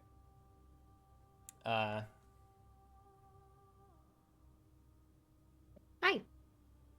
All right. I'm going to use that information to say we stay close. But then my bird has 60 feet of flying movement speed, so it can go there and back and then there again. So I'm going to land it on him again. Okay, it must make another wisdom saving throw. Please stay 13. close. 13 is a success. Right, so he's going to stay there, Okay. which is good for us. Oh, right. Right. I So he's going forget. to just sit on his head. There's a lot of information. Yeah. So we're okay for right now. That's great. So that's going to be the bird's turn. My turn is I'm actually going to use a spell I haven't got to use yet, which I really enjoy. I'm going to step forward just 5 feet, just so that I'm the closest in the party, and I'm going to use mirror image, which creates 3 illusory duplicates of myself in my space until the spell ends, which is a minute long. The duplicates move with me and mimic my actions, and basically anytime something tries to attack me, they have to roll dice to see if they hit the right one, essentially. This is literally that 1,000-year door enemy, the X-shaped enemy that multiplies into 5. Yes. It's the same with the first game. The Crystal Palace guy does that. Yeah. The like ice wizard dude. And then Excellent. all 4 mirror image versions of me are going to be a mantle of inspiration for my team. So everybody within 60 feet gains 8 temporary hit points and can move their entire movement speed right now as a reaction. Must be nice. Would anyone like to use their movement speed? Yeah, I'm gonna get closer. Okay. Taking Elion's word of staying close. So I'm going to get as close as I can to the big boy. To death itself. I guess I'll think get- I'm also going to. I think what Elion meant. I don't know. You interpreted Close to how- each other. Yes, but- Oh. but I'm gonna say too little, too late. I'm gonna say Daneth misinterpreted, and All right, I misinterpreted. I'm in melee range now. he's in melee range. All right. I'm gonna move just past Elion Okay. because I'm about to go. Okay. Jader and Varel. Staying where I am. I'm going to use the rest of my movement speed to join kind of Daneth up at the front as well. Elion, I'll go- just for interest for me, really quick. Sorry. How much of the notebook did you communicate before you left the room? All I said was the undead stuff, that there were zombies, they're probably here. And then as I got to the top, as this thing started forming in front of us, that's when I said, Okay. the heart, it's in the water somewhere. All right. So Hadak I'm and Aurello would not have heard that. Is No. what I'm. Okay. Tough stuff. And obviously that's out of game. Jader. I'm getting close with Daneth and Elion. Okay. Up next, We're in assuming, this together. assuming that's the end of your turn. Yes. Then up next is Alencia, and then we have a 3-way tie for 13 after that. Okay, so I'm going to I'm actually gonna run. How close am I to Mr. If you move just in front of Elion, you're like 15 feet from him. 15 feet. Okay, how close do I have to run before like I'm within range of him hitting me? 10 feet. Well, actually, his weapon 10. has reach, so 5 feet. So I can get within 5 feet of him or 10 feet of him? 10 feet of him, he can hit you.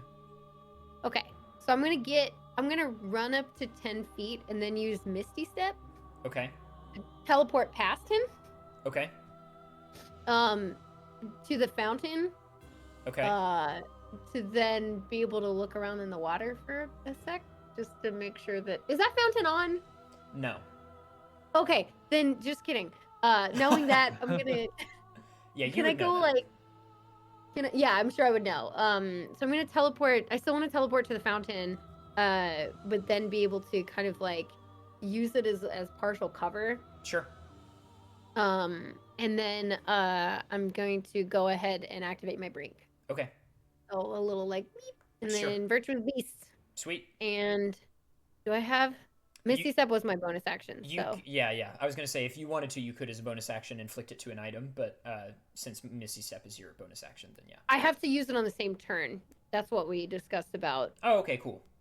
the transferred objects. Sweet. So I can't do that right now. Sweet. Is that your turn? Well, I did an action and a bonus action. So I guess so.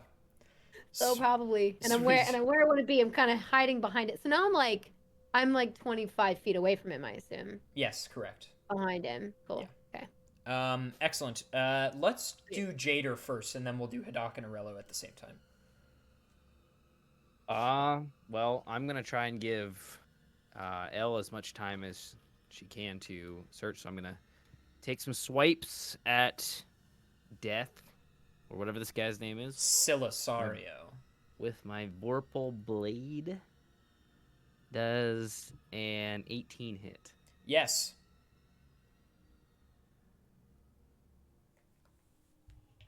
For 19 damage. Excellent.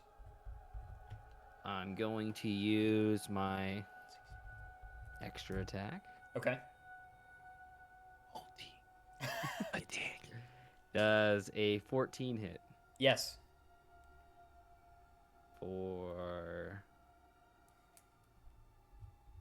16 damage. Nice.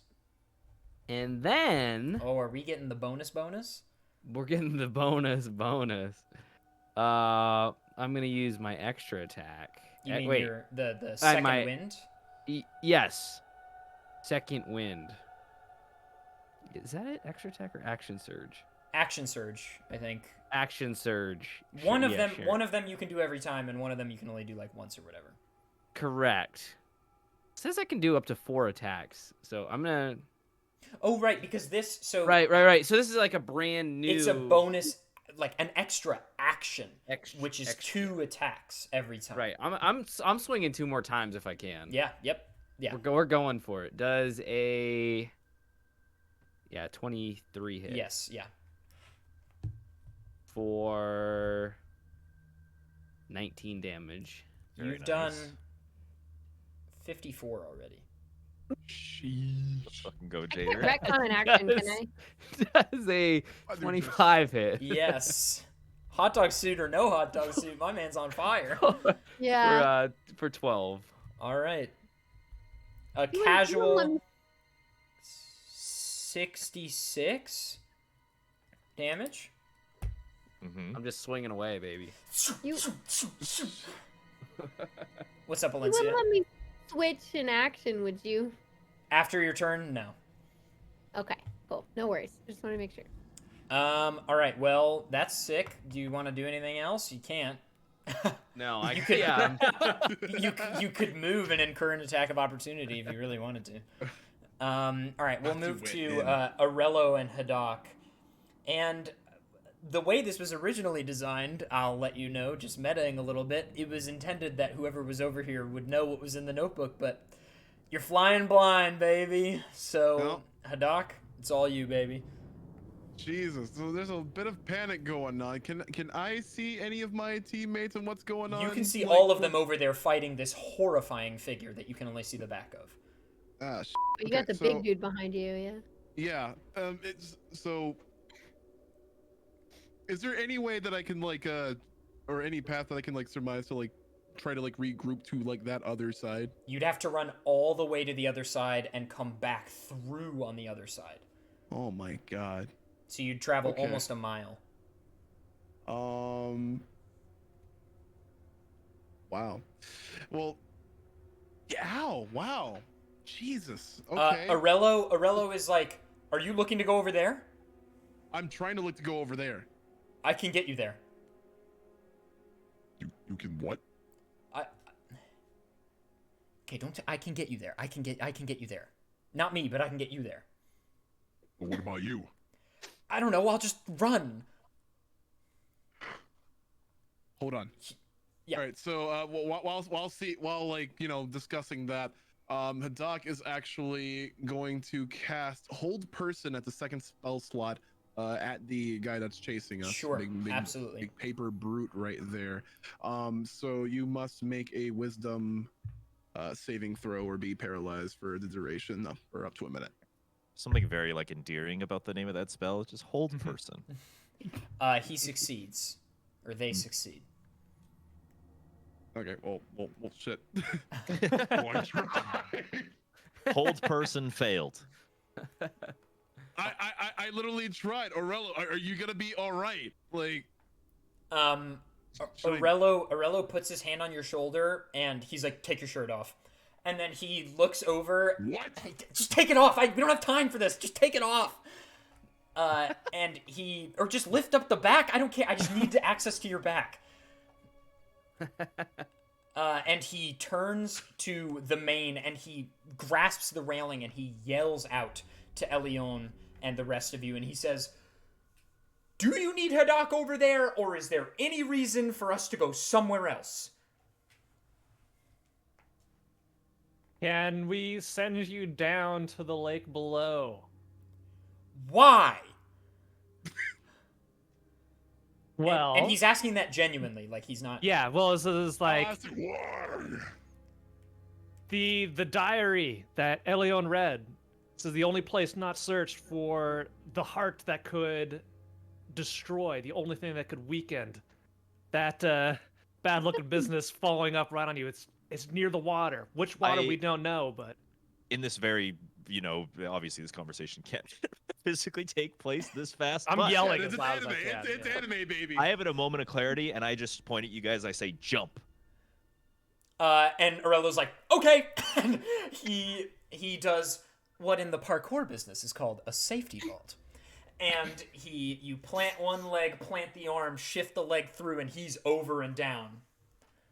And he's falling. Right. Does Hadak do this? Hadak is gonna do something called jump, and he's gonna jump into the chasm below. As a reaction, Cannonball. I cast Feather Fall upon both of them, so now they are falling very slowly. They fall very slowly to the water below, and Aurelio's like, this is actually quite nice. And the two of you land at the water's edge, which is good that you didn't just jump because you would have died. Yeah. You're right at the water's edge, looking out at the lake. And Aurelio technically hasn't taken his turn yet. I will say that in this moment, as a reaction, when that happens, the mummy thing above teleports again by wisping away into multiple forms, and then they recoalesce over on the main section near Silisario. So now they're both sort of facing you guys. Oh, Yeah. And Aurelio's like to Hadak, now not yelling because you're 1,000 feet away. Like there's nothing. It's just the cool, calm air of the lake. And he says, so we need to get in there? Into the water somehow. Cool. And he takes out his scimitar and cuts his finger, and he says inverse oasis, and this, like, it all turns to sand. Smart way to do it. Yeah. And he's like, I'm sure there's some kind of ritual or puzzle or something, but we do not have time. And he starts running to the center of the lake. All right, so Doc will also run to the center of the lake and just kind of like, scrape with his mace to see any semblance of like. Sure. Of beating. Yeah. So I will say that how we're going to do this is that, technically the other battle is taking place at the same time as this, but we're going to do this whole interaction right now. And then we'll cut back to the battle, and you'll be back at this moment. And then whatever they do transpires a few turns in or whatever, if that makes sense. Okay.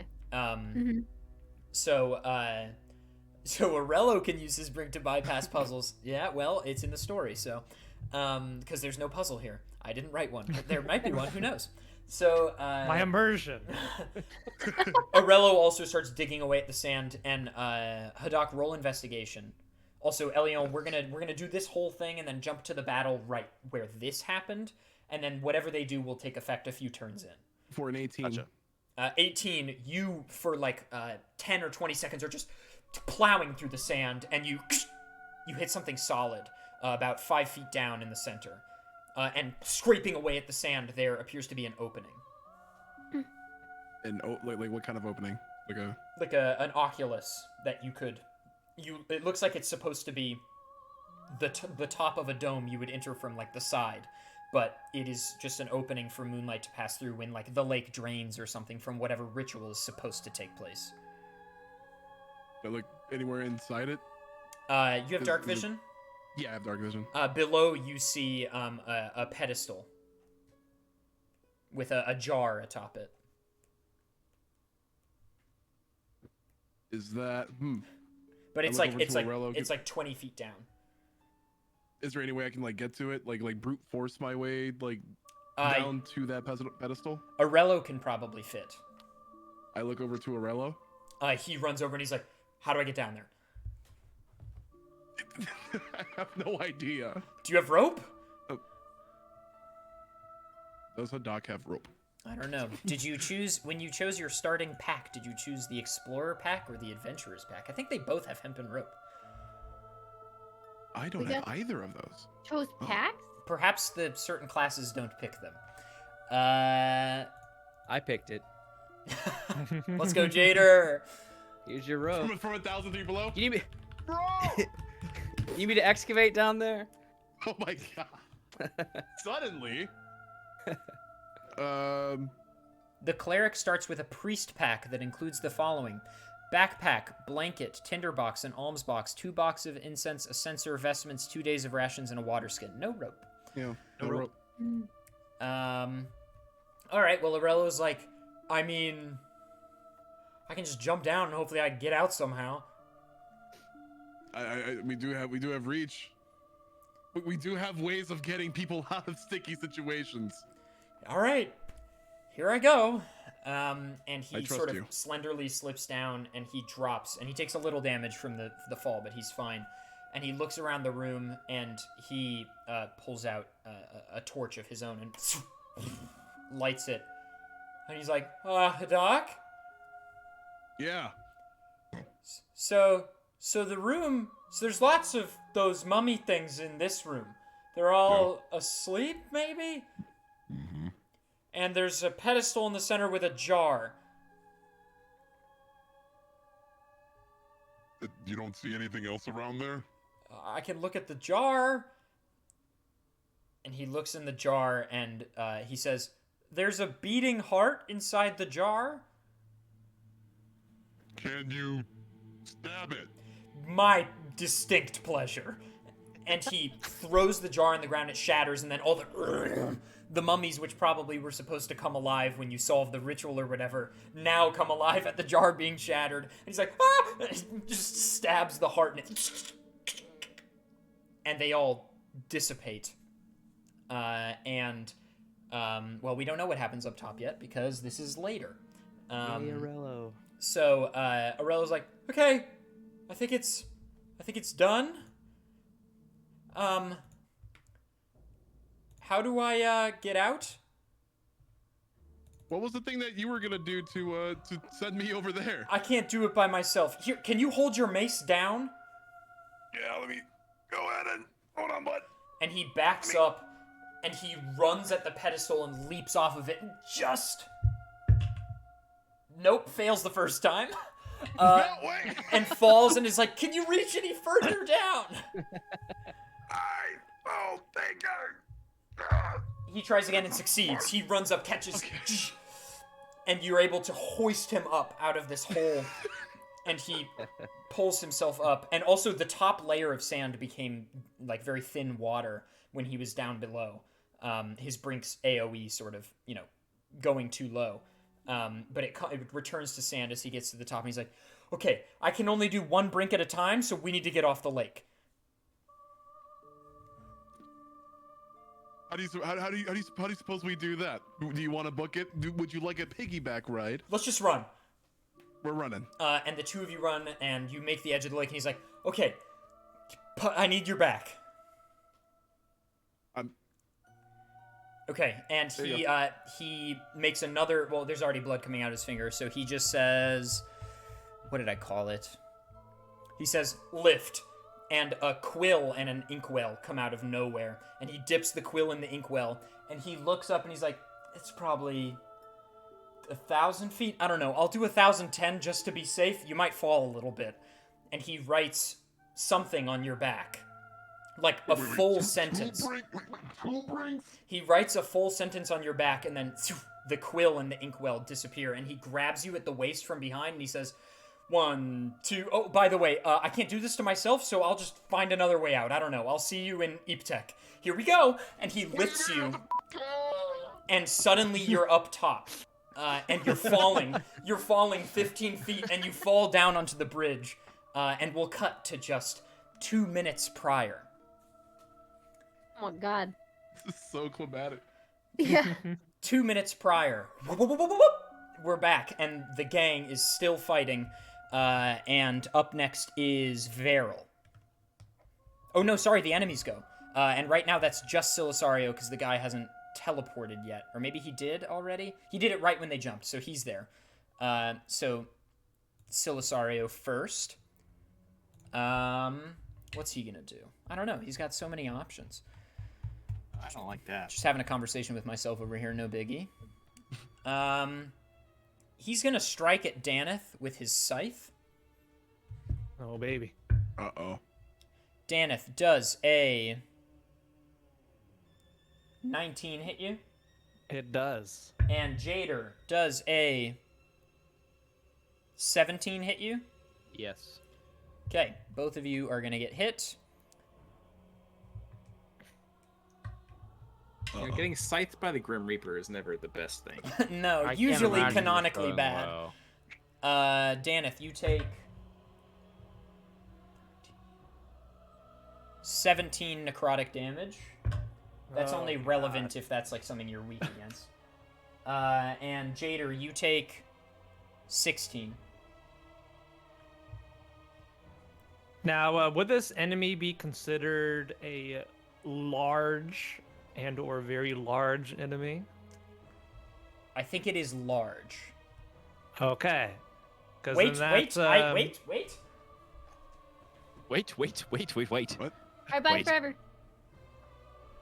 Let's find out. While you're looking at this, I have Giant Killer, which is when a large or larger creature within 5 feet of you hits or misses with an attack, you can use your reaction to attack that creature immediately after its attack. Large as if it takes up a 10 by 10 foot square, No, it's not large. as opposed to normal, which is like 5 by 5. It takes up like it's 10 feet tall, but 5 feet. Well, Yeah, okay, wait. alright. Describe the ability to me again, Daneth.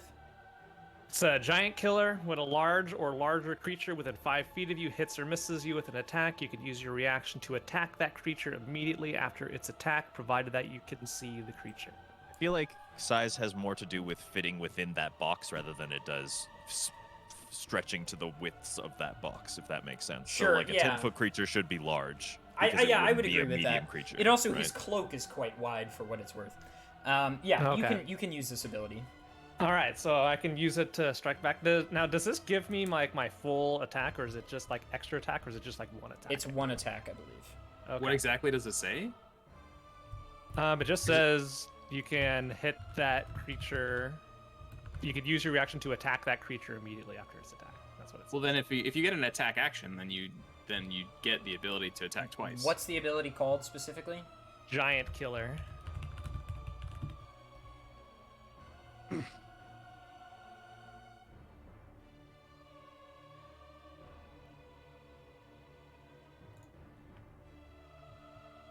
Yeah, it's using like the capitalized attack, so you get an attack action out of this. So if it's a Okay. proper attack action, you can attack twice. There you go. Very All nice. right. I'm gonna do that. I rolled an 11 and a 10. Neither hit. Assuming that's Rip. total, 11 total. Yeah. Yeah, doesn't That's hit. the total. Yeah. All right. Okay, well, you both take that damage, and that is all that happens. And Silisario is a little confused after he hits you. Like, something isn't right. Something should be happening. And up next is the, well, we're just going to call him what he is, the Mummy Lord. And he has 1 billion things to do. I designed Silisario, but not this thing. It is going to attempt to punch at one of Elion's images. All right. So how does this work? I don't know. I'm gonna pull it up so I don't make a mistake. Where did it go? Mirror image. Okay, so if you are going to attempt to take an attack action, I have to roll a d20 because I have 3 duplicates. Basically, if I roll 6 or higher, then the attack gets transferred to a duplicate. Okay. And I rolled a 4, so it doesn't. Okay. Ouch. You are attacking me. And it's So you rolled a definitely a hit. Okay.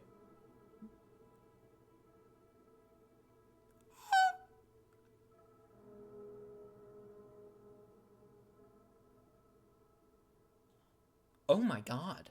All right. He's going to have to be nerfed just slightly. I mean, he could just kill you. Yeah.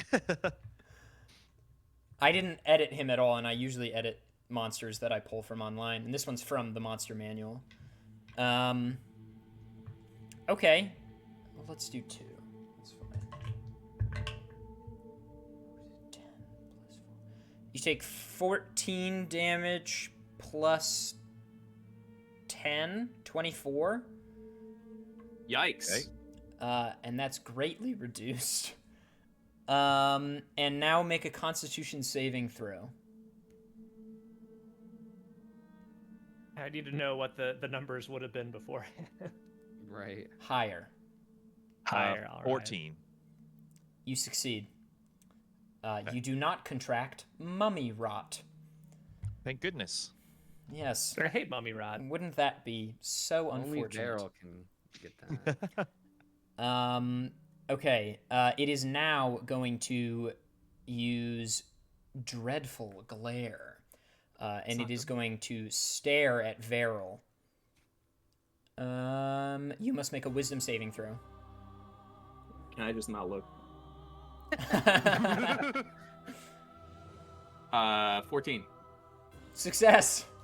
All right. Oh, sorry. No, it's DC 16. Apologies. Wow. Wow. Binding contract. Okay, so you are frightened until the end of the mummy's next turn. Oh, I can't get closer to it, huh? No. Is that what that means? I believe so. Typically means you run away too, but Look up the condition. Frightened creature disadvantage on ability checks and attack rolls while the source of its fear is within line of sight. I can't willingly move closer to the source of its fear. Okay. That's its turn. How long does that last? Until its next turn. Okay. Veril, it's your turn.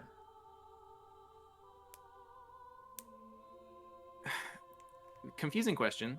Is teleportation movement? I would say, in a strict sense, yes.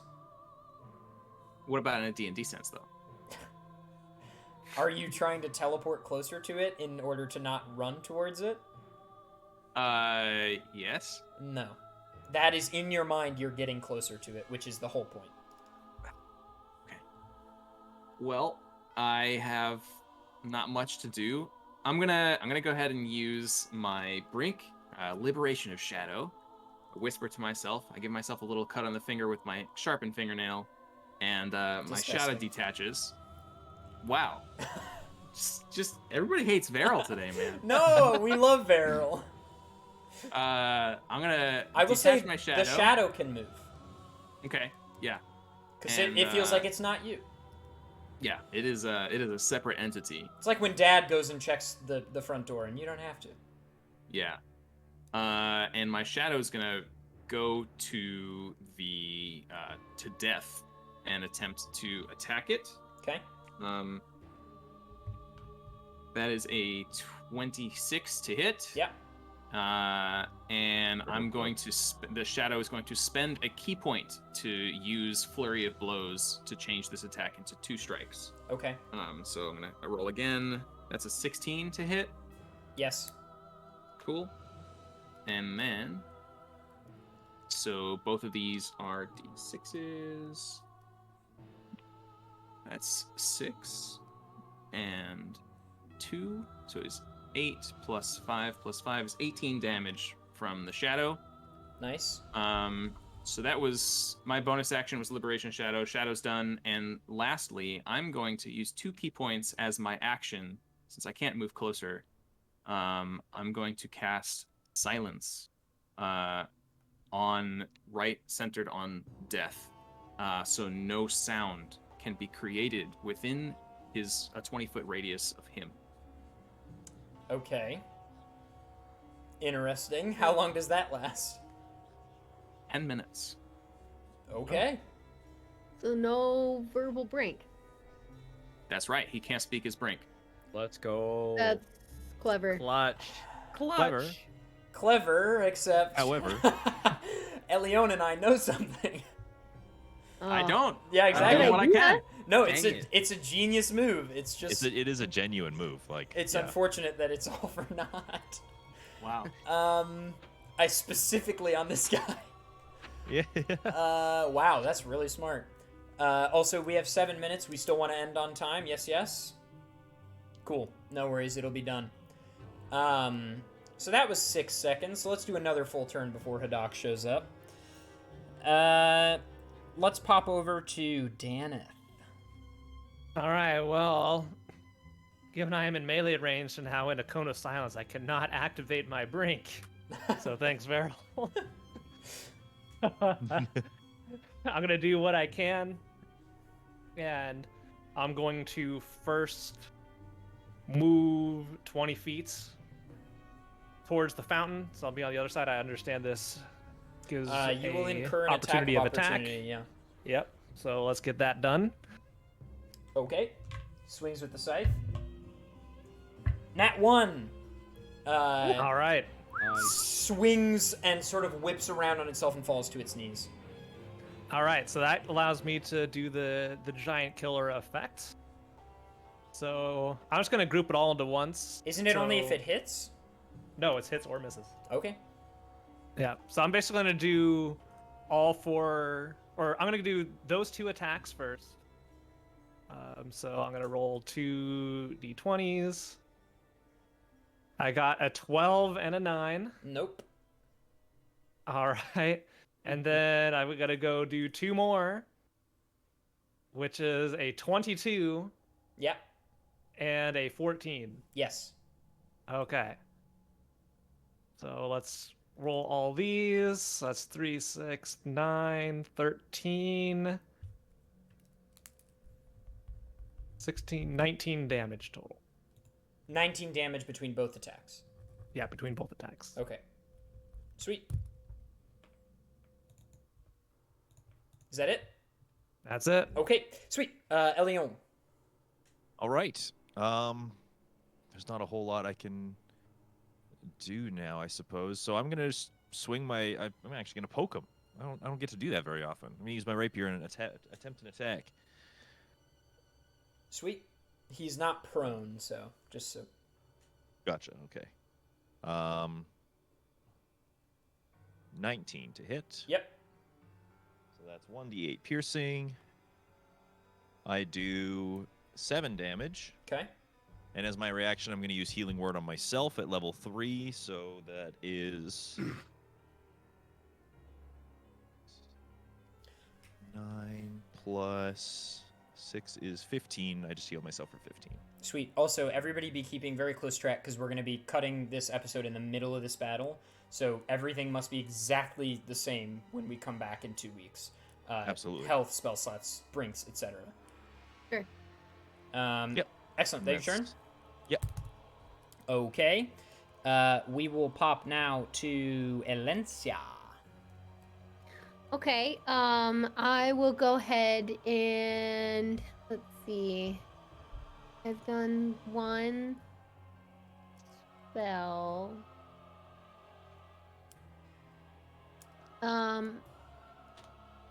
Okay, I will.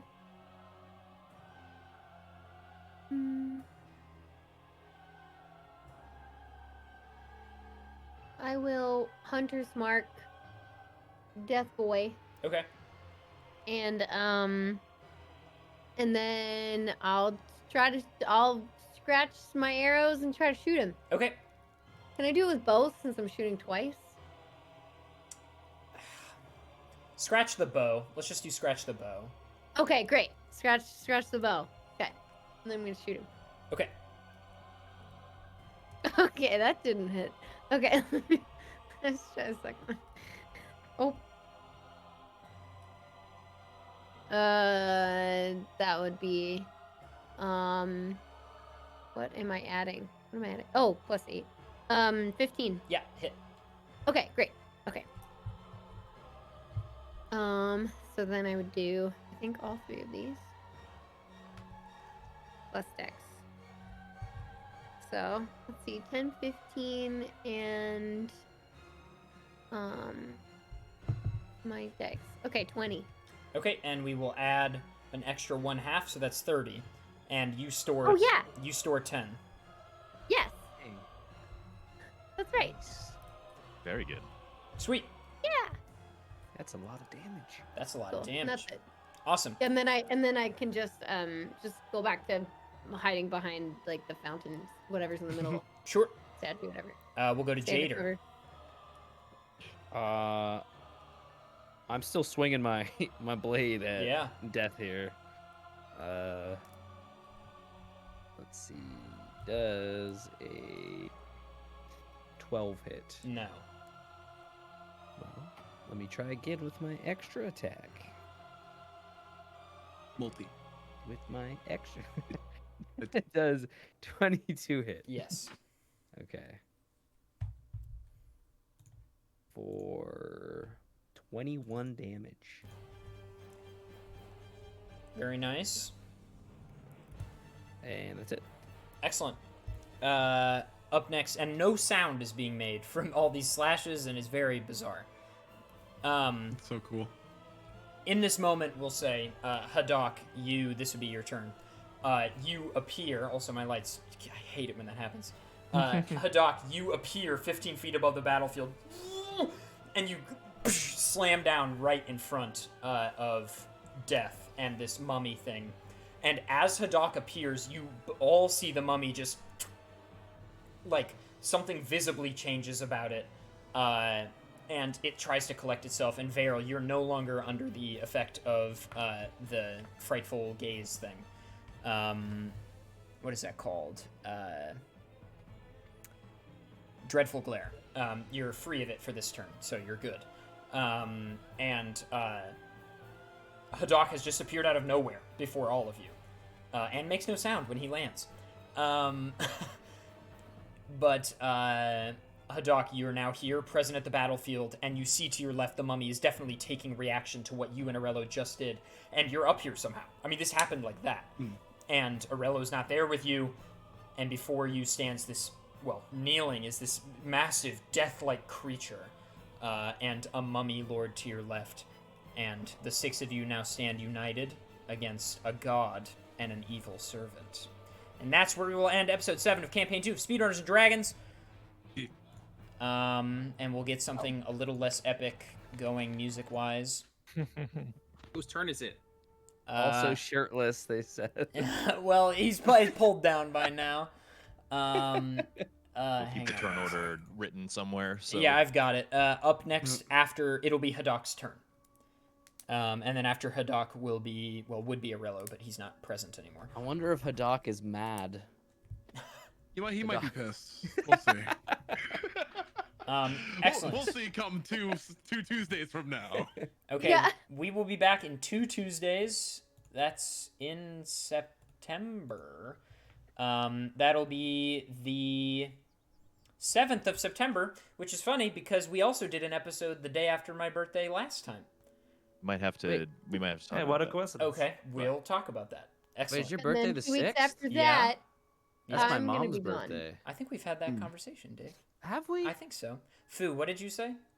the 2 weeks after that, I'm gonna be at Disney World on the 21st, so I will not be present that whole week. All So right. we'll have to talk about that too. Well, then we should all have a conversation because we moved this whole thing because I thought that would put us on schedule, but that's okay.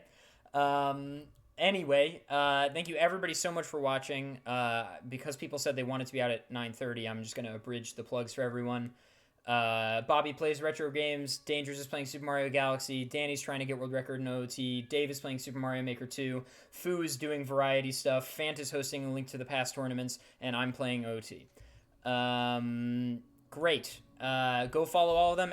Follow if you're on YouTube. Go into the description. All the links are down there. I'm supposed to hot dog dance. I'll do that right now. Oh shit. Here we go. It's Here we go. Yes. something like Zip. this. Oh yeah, that's excellent. Good Wonderful. form. Thank you. Really good Wonderful. lighting too. Good Fantastic form. lighting. Make that into So- an Let's emo. So him go. doing We'll this, go really deep. Oh yeah. Oh, there he goes. hey, Def, You're keep gonna in mind feel this that. Has to be You do the that for thumbnail 30 now. more seconds. I'll make it the That- thumbnail for you. That has to be the thumbnail. It's 30 only more fair. seconds. You'll feel that in your Oh, I'm thighs. feeling it in my calves right now, my thighs. Excellent. If you're on YouTube, please subscribe and hit that bell. It really helps us out. We're pushing for 10K. At 10K, I'm jumping in a body of water. That'll also be filmed. And I want to be present for that one in person. You can be. Let's go to the beach. Thank you so much for watching on YouTube. Take care. Stay safe. Get vaxxed.